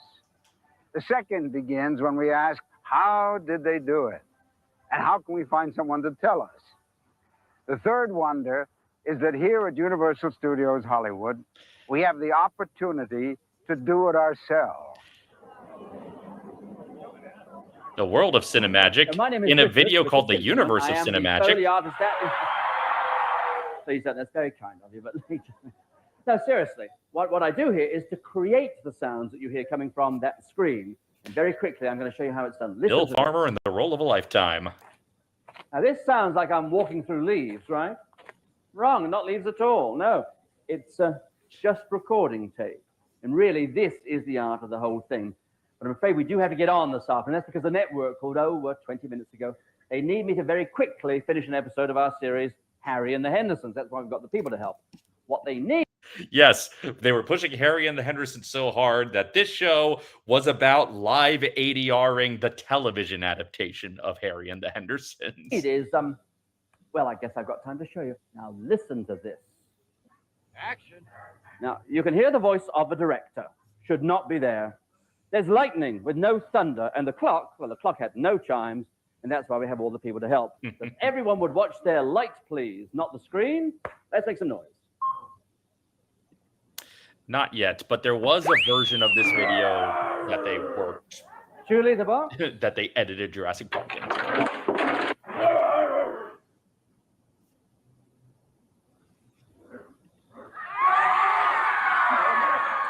Yeah, because that's a show people remember. Thunder, please, Valerie.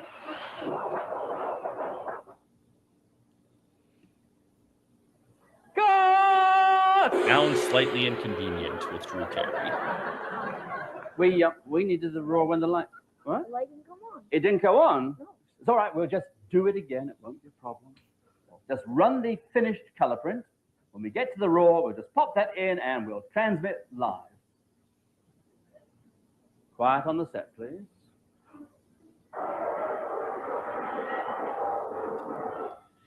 He's actually restarted.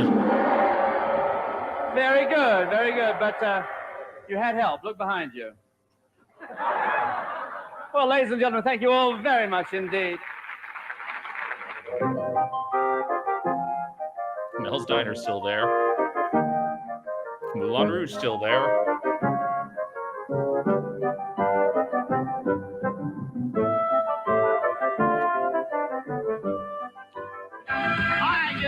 Blues Brothers not. Come on, people, make some noise. R-E-S-P-E-C-T, find out what it means to me. R-E-S-P-E-C-T. Yeah, something that is immediately forgotten. What you want, baby, I got it. What you need, you know I got it. All I'm asking you to do for me is give me respect. Hey, baby. This looks more Florida version of the show. But I guess before it was in the corner that's now Starbucks. I guess they just did it in front of the New York corner.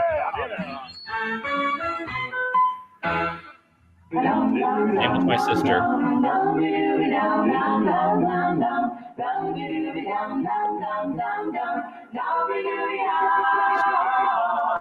Miss Lenny and the Squid Tones. Oh yeah, get a job.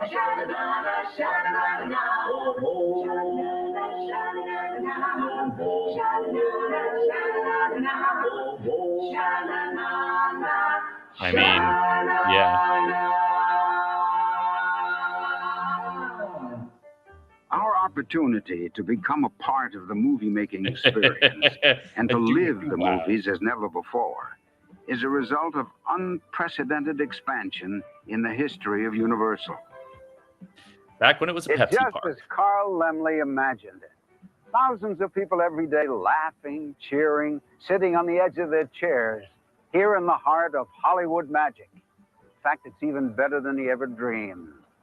Not only because the magic of movie making has jumped light years ahead. They were just looking for parking. We're sharing all of the science and all the secrets of modern motion pictures.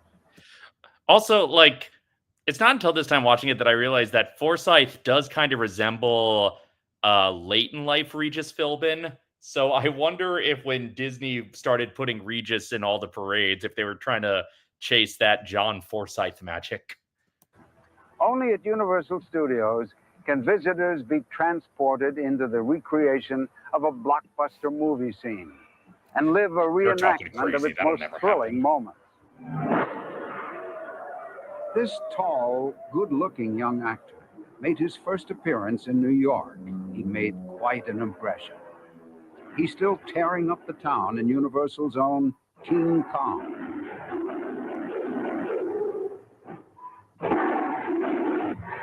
King Kong, based on the Dino De Laurentiis remake. Late word just in. The path of destruction continues east, causing thousands to flee their homes. Forsyth and Police Fievel. admit that they are powerless to stop the enraged beast. Military units are rushing to the scene. The beast was last sighted near the 200 block of Old Fulton Avenue. We now go to live coverage And on Fred the Savage scene with jumped our out of the helicopter tram. reporter, Kelly King. Kelly. We're now hovering above the wreckage of a crushed L train. The helicopter beside us is And I searching believe we're for- going to see Bob. Wait! There's a tram load of people down there. We've got to go down and warn them. Attention, people on the tram. There's You a are tram in load of danger. people down there.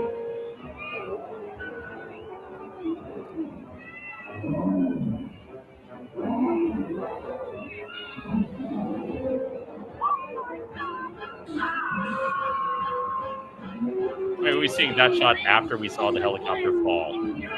Explain your editing. Oh, wow. You were among the last to see OG Kong.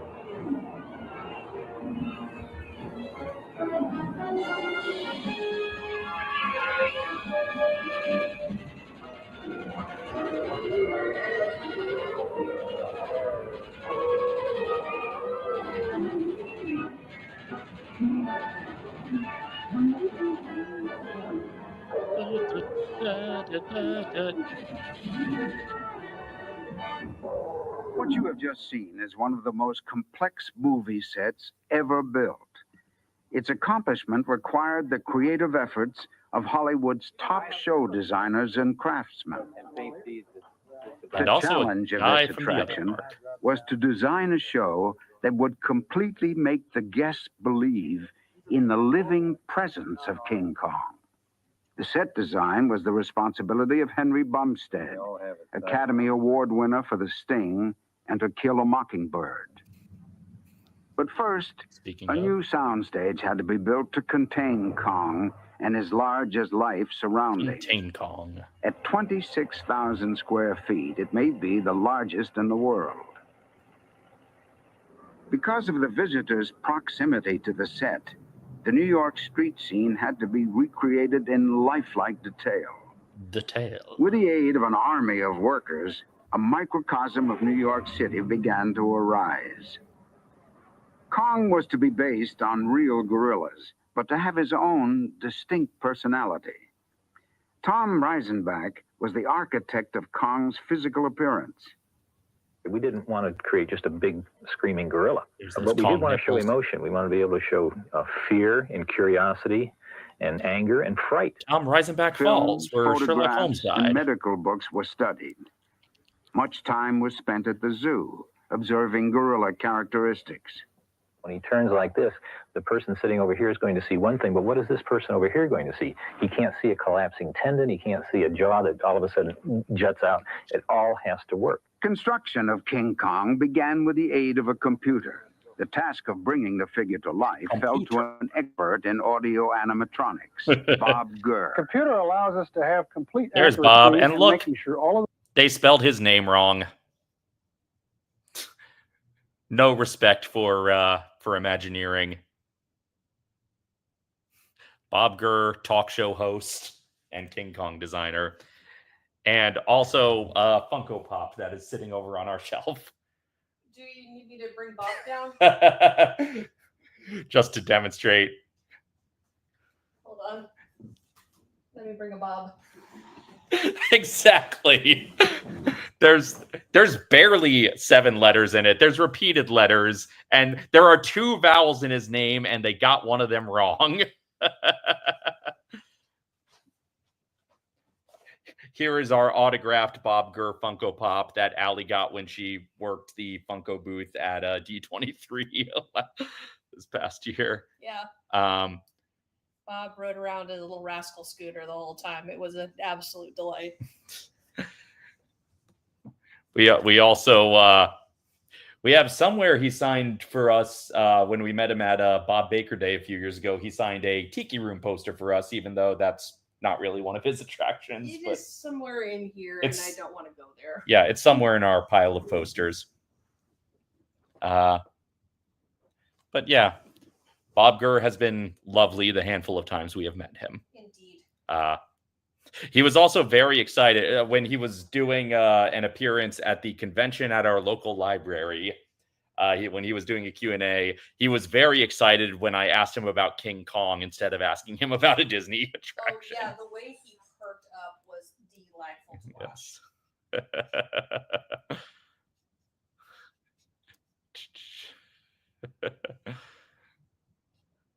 Yes, we got all of our good spelling jokes. Bob Johnson. Yeah, I never got to Confrontation in Florida, but the first time I went to Universal Orlando, it was already Mummy. But, you know, at least that's the good Mummy.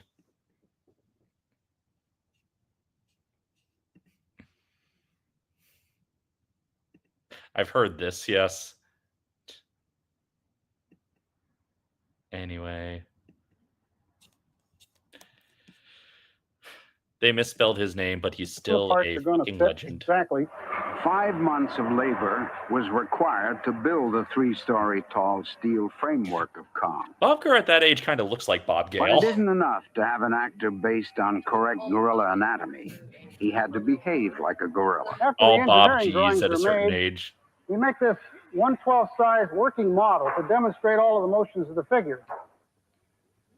An exact duplicate of the finished attraction was also an essential element. This is a 1/24 scale model of the King Kong attraction, which we built so we can show the people who are constructing all the various parts, whether it be the elevated train car or the track or those facades beyond me here, exactly what we want in 3 dimensions. The other good thing about it is it helps us. Look, like I said, eventually, like we're on track for everything that has a Universal attraction. Exactly what the audience is going to see, so we can design the show and really live the show right now before it's completely built. Meanwhile, safety tests were conducted on other aspects of the show, such as the fires caused by a rampaging King Kong. Once Kong's framework was complete, sculptors and art directors were assigned to flesh out the character and bring him to life. 6 weeks were needed to sew and glue 660 pounds of fur to the massive frame.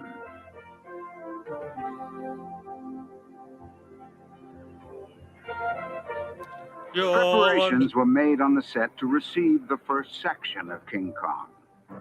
3,500 pounds of weight were needed to balance the new arrival. A short time later, the chest was firmly in place. From teeth to hair, no facial Well, there's also The cosmetic Shark is detail was Broken, which is a overlooked. play about the production Kong of is Jaws. so realistic that he performs only 3 to 6 feet away from tram guests. Finally, Kong was ready for his homecoming. We've been working over 3 years on King Kong, so this is a rather key day. And all we've got to do is drive it 6 miles, 1 more trip on a crane, and it'll be installed on its final resting place, making King Kong a total being. This is definitely the head most was lowered in-depth into behind the place. scenes they give. And all that remained after 11 years of research was to animate the giant figure. And now all that Kong, remains which is a began as a 1-foot-tall clay model, became the world's largest animated creature. He's capable of 29 separate computer-controlled functions. And he looks pretty scary, but he's really not a bad guy at all. He just wants to go home. I feel like when they were like getting that shot, The 1975 release, Earthquake, gave... well, we'll get back to this in a second. I feel like when they were getting that shot of the Kong head going down the road, they were recreating the specific shot from Disneyland behind the scenes footage of the truckload of pirates going down the 5.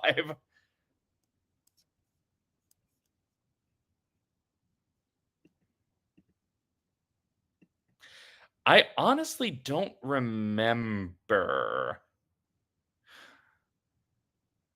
I only went to Universal Hollywood once before the fire. New meaning to the word blockbuster. Now the big one, a simulated earthquake that registers 8.3 on the Richter scale, brings down the house at Universal Studios. That's right, it's a bringing down the house attraction. Steve Martin and Queen Latifah are honored at last.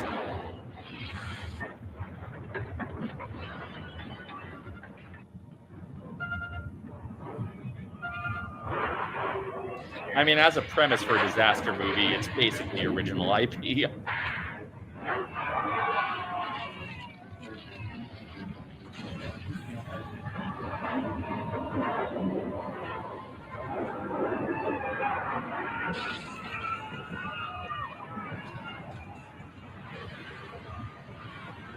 Still there. Still going strong. Recently refreshed.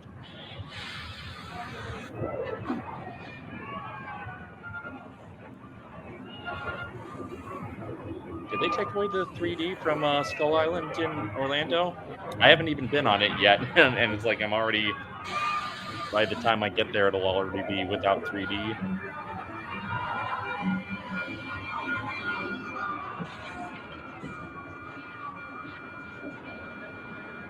And now to see footage from the Bones episode they used all this for.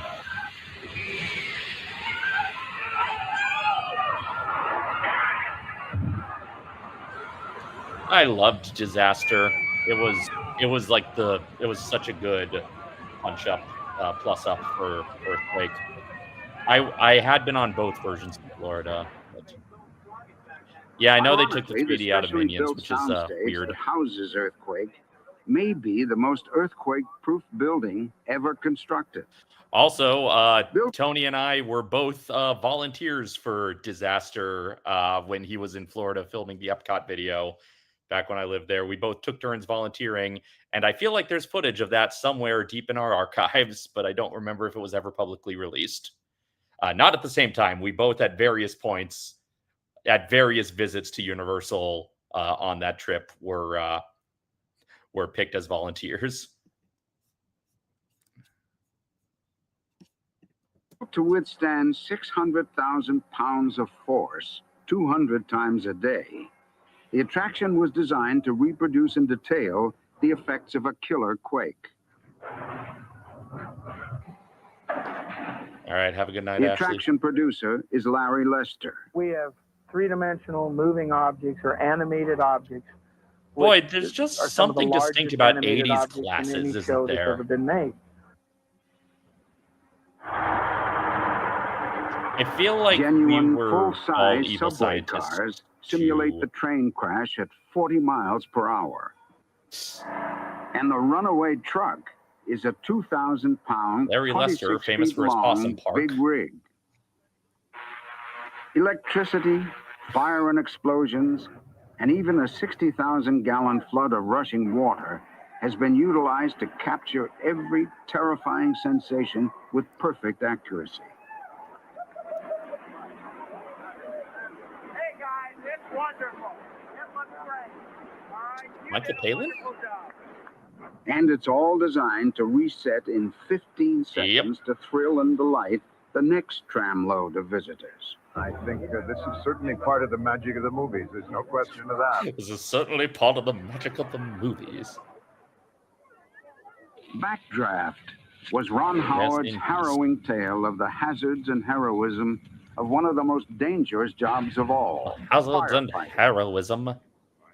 Now it's at Universal, and it's a masterwork of high-temperature terror. Yeah, ran out. Check that door for heat, Tim.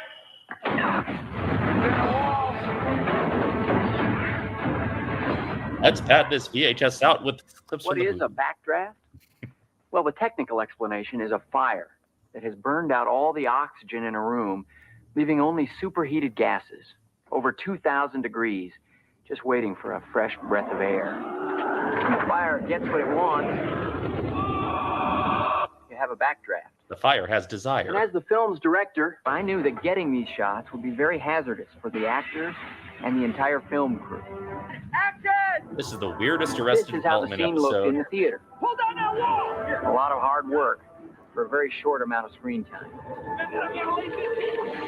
On the next stage, you'll see how a few of those spectacular effects were created.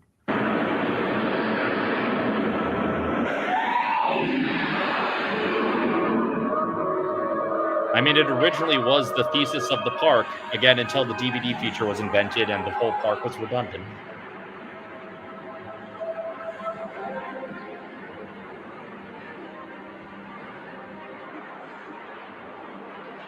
Burn, baby, burn, Disco Inferno.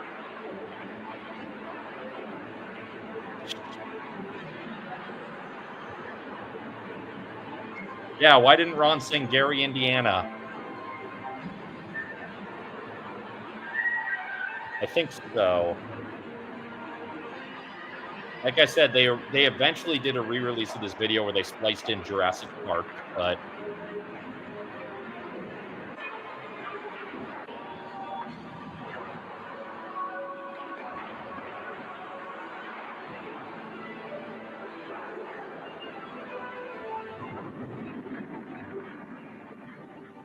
With a universe of history already delighting millions, where does Universal go next? Back to the Future, a thrilling odyssey based on the fantasy trilogy.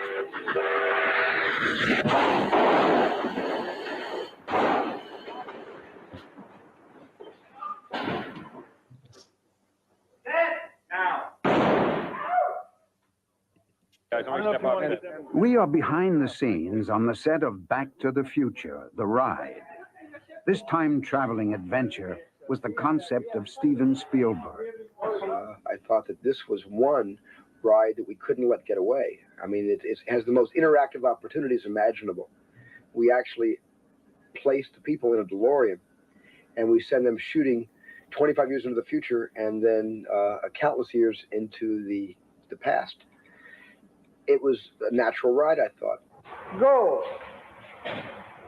2, 3, 4, 5, 6, 7, 8, 9. The construction of a camera-sized model was the first step toward fulfilling an innovative concept that would allow Universal Studios guests to fully experience the sensation of it is flight. indeed. We wanted to take our guests inside the motion picture screen and let them experience what it feels like to ride in Doc Brown's car through time. To do that, we combined the latest technology in flight simulators, hydraulics, pneumatics, control systems, with live effects like wind and fog, gave them vibration like they've never felt before. Oh my. Took all of that and combined it with a spectacular motion picture film, the largest image available in the industry. The power of special effects to take you into an alternate reality, you know, this amazing world of different places in time, different places in space, past, present, and future, and do that very kinetically, very viscerally, to where in 4 minutes you are completely thrown into another level of experience. I'm gonna take a little joyride. Hey, Tommy Dubs. Hasta la bye-bye! That's our cue. Hang on to your hats. When you see Biff in the DeLorean, accelerate to 88 miles per hour and jump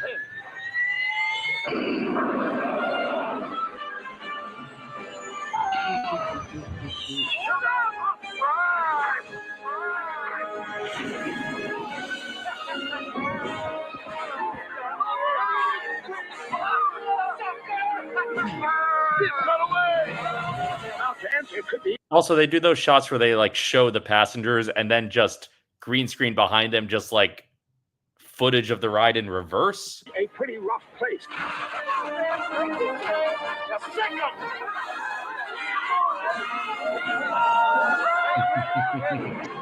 When he's flying in a plane or he's on the street.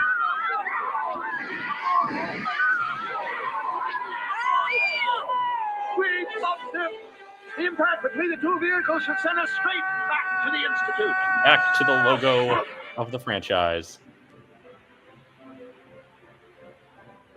That's still there. It's quite a universe of cinemagic, isn't it? I suppose it is still so. growing, still changing, still making the magic that has made Universal Studios Hollywood a landmark of the imagination since 1915. Universal remains today as it has always. You know, years ago, Tom Wilson used to have this podcast, and he had Mark Hamill on for a couple of episodes. And Mark told a story that when Tom and Mark met on the set of the Wing Commander games, they're chatting for a while upon their first meeting. And just like after chatting for a while, Tom says to him, "By the way, my trilogy's ride is better than your trilogy's ride." And apparently that made Mark laugh really hard.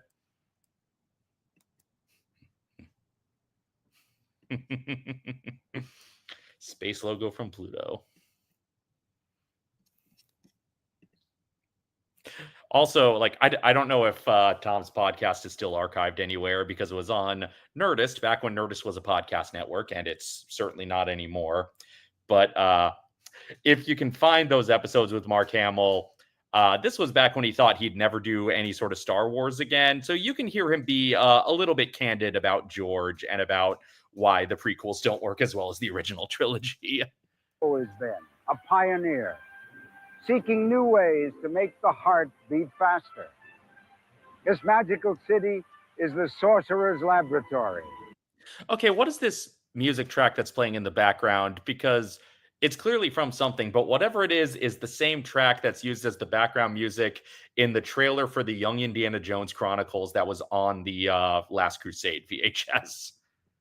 Now one of the world's largest, most advanced, most productive motion picture studios on Earth. The exotic sets and old world streets whisper their spells to everyone who visits. Like, is it just the Young Indy theme? I haven't watched enough Young Indy to know. The real magic of Universal is timeless. It's as old as fantasy, yet renewed every day. It's laughter, tears, suspense, and that's the magic we do best.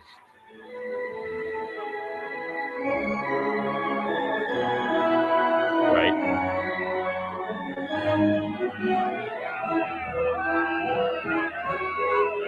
I guess it's just the ultimate trailer music in the turn of this decade.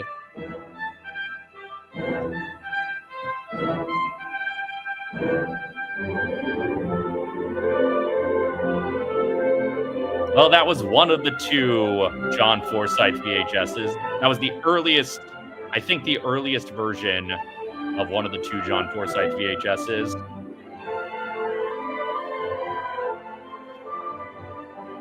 Yeah. And I think in future live streams, we'll visit the other John Forsythe VHS. I'll also see if I can find some of the later re-releases that have some of the more recent attractions in them.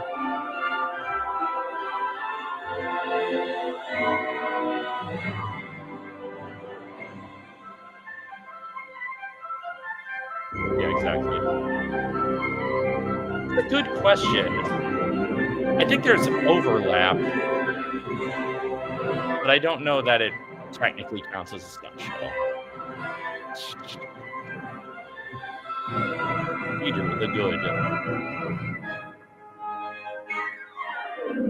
Also, no mention of the amphitheater, which is still taking up a lot of real estate.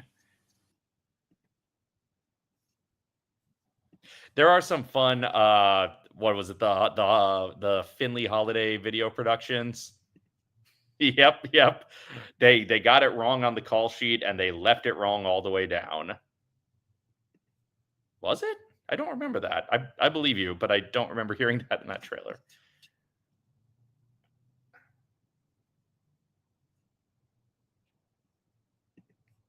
Yeah.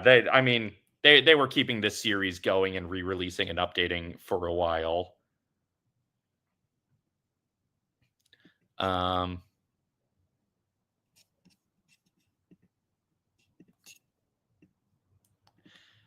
I guess Twister is like you're watching inanimate objects do stunts. I feel like it needs to have stunt performers to be a stunt show, though. That's my gauging.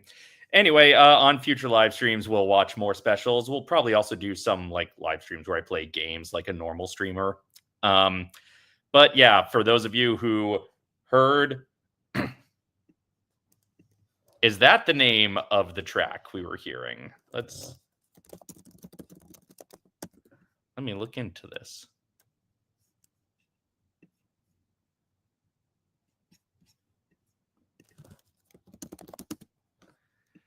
Reach for the Stars by Richard Harvey. It's a production music track, apparently. So it was basically a track that existed to be licensed.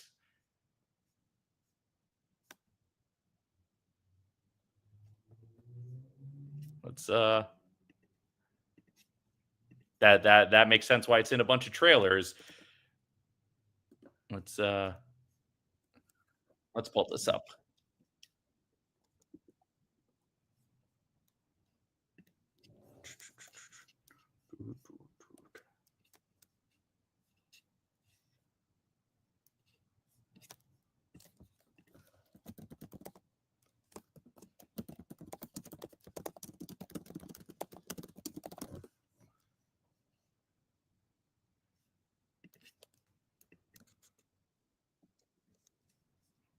As I talk amongst yourselves while I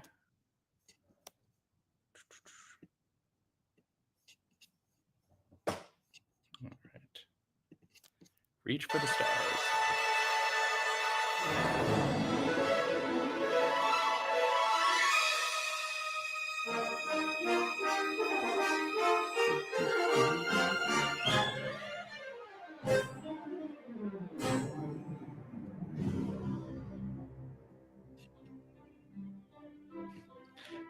It does canonically have Jurassic Park in it. Ooh, that would be a good one.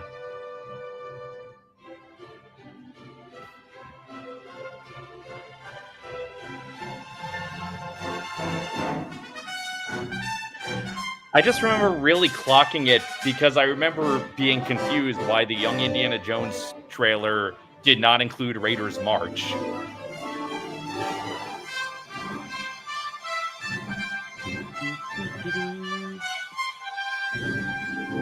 Yeah, there it is.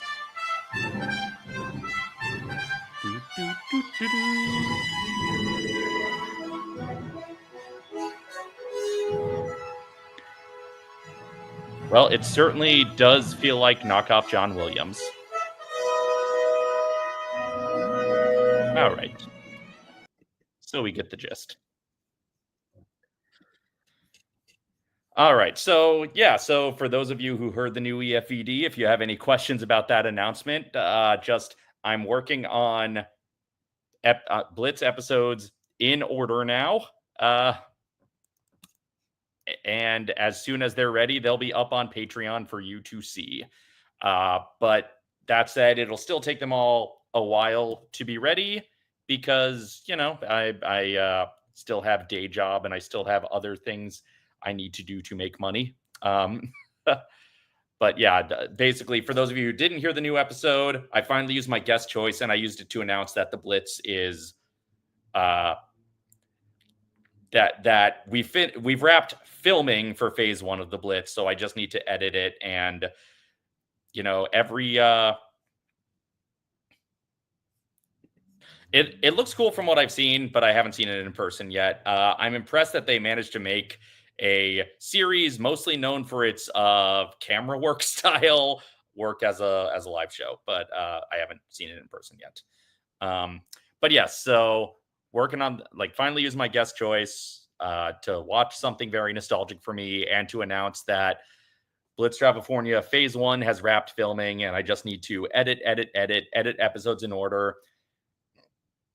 Whenever an episode is ready, it'll be on Patreon. But again, because I've got day job and other freelance and other stuff, because I need to make money first and foremost, and I don't make very much money doing this, I honestly don't remember. Have to go back and check. I was also hoping to get my shit together to start releasing it on April Fool's Day, but I could not get my shit together for that. Anyway, obviously things are financially precarious right now for everybody. So if you can't support me on Patreon, I get it. But once the first episode of phase 2 is done and available on Patreon, that's when I'll start releasing phase 1 publicly. Each phase is a park. Basically, each phase covers a park. If you can't commit to ongoing support, but you still want to throw me a bone financially, you know, there's ways going by in the ticker, and there is also, you know, every one of these sold buys me another half hour I can spend editing the Blitz instead of doing work that pays better. But if you don't have a DVD player, the digital download is also for sale. But if you have the DVD player, look, it's like on a real disc and everything. Isn't it neat? Wouldn't you say this collection is not anywhere near complete? Anyway, we will also have at some point, I'm not committing to a streaming schedule at the moment, but I'd like to stream more regularly, both publicly and on Patreon. We'll probably do another Patreon live stream soon for more riff writing, and then we'll do another public live stream. I might put out like a poll what we want to cover in the next live stream, whether it's more specific specials or maybe just I play a game. You don't have to keep your stupid comments in your pocket. You're not that guy from the room. But where was I going with this? Yeah, so I know some people said that I did not do justice to the Haunted Mansion GameCube game when I did the Haunted Mansion video.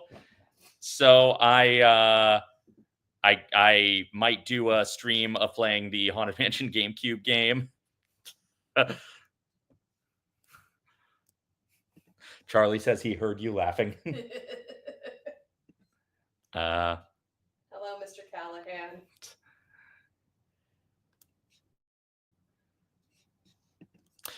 You know, I have mixed feelings about it. On the one hand, I'm surprised it hasn't happened by now, but like it feels slightly creepy, but also not that much creepier than the other ways they revere Walt. And I don't know, I like money being spent on animatronics. So I always thought that the Room ride would just go past the "You're tearing me apart, Lisa" animatronic going on a loop.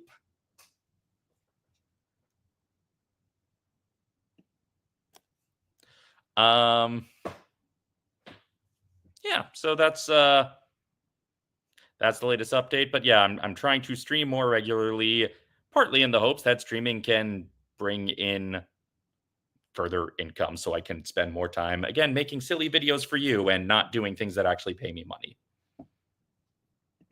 Absolutely should have been in the Great Movie Ride. Greg Sestero was on Podcast The Ride recently partially talking about The Room, but mostly just talking about his own Disney World fandom and how when he was a kid, he wrote a spec script for a Home Alone sequel called Lost at Disney World. That's what it should have been. Is Chris R hijacks the tram. The Great B Movie Ride.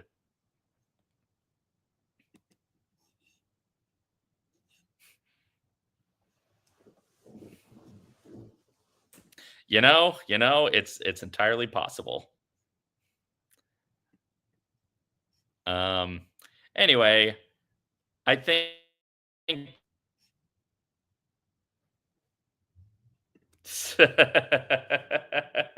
Zac Efron as Chris R.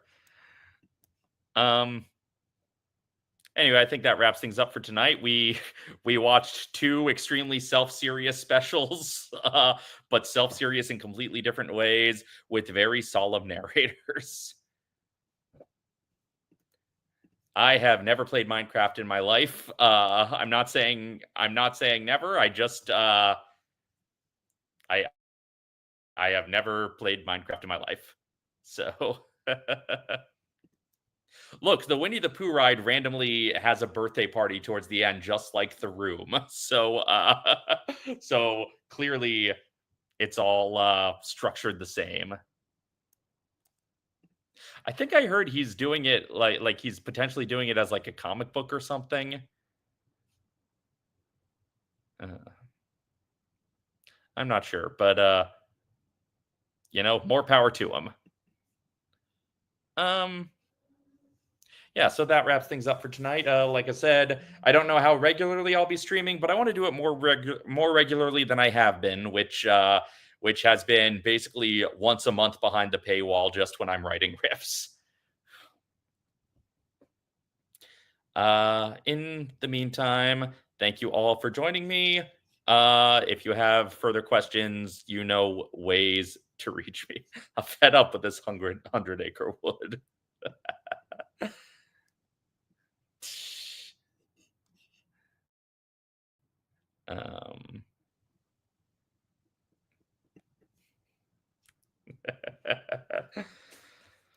All right. Good night, friends. We will catch you later. And I'm going to start pivoting to streaming on Twitch more, just because I want to build up. Because, you know, I don't make ad revenue on YouTube, but maybe I can make ad revenue on Twitch if I get enough audienceship over there. But the next couple of streams, I'll be simulcast to both. But at a certain point, I'm going to just pivot to Twitch. So twitch.tv/Doggins87. It's in the ticker going by at the bottom. I think it's in the ticker. It should be. No, it's not. I'll add it to the ticker. Okay. But hey, you know places to find me. And until next time, this is Dave signing